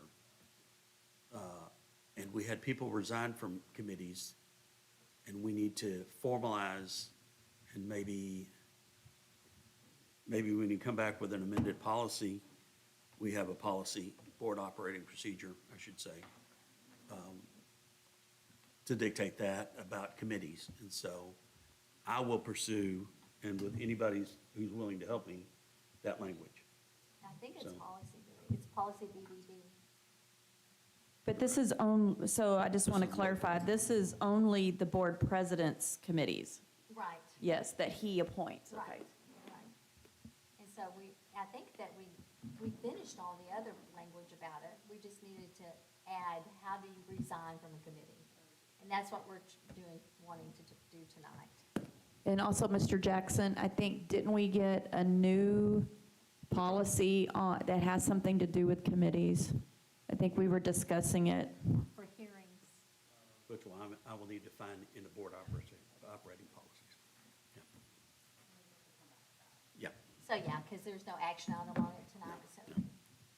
But that's what, you got this paper. That's just for the board appointed. So we're all- The yeah. president Mhm. appointed. Yeah. Any further discussion on item 12H? Then I move to item 13A, establish next meeting Monday, January 12th at 5:30. Item 14, I move we adjourn. Hearing no objection, we stand adjourned at 9:34 PM. Thank you, guys.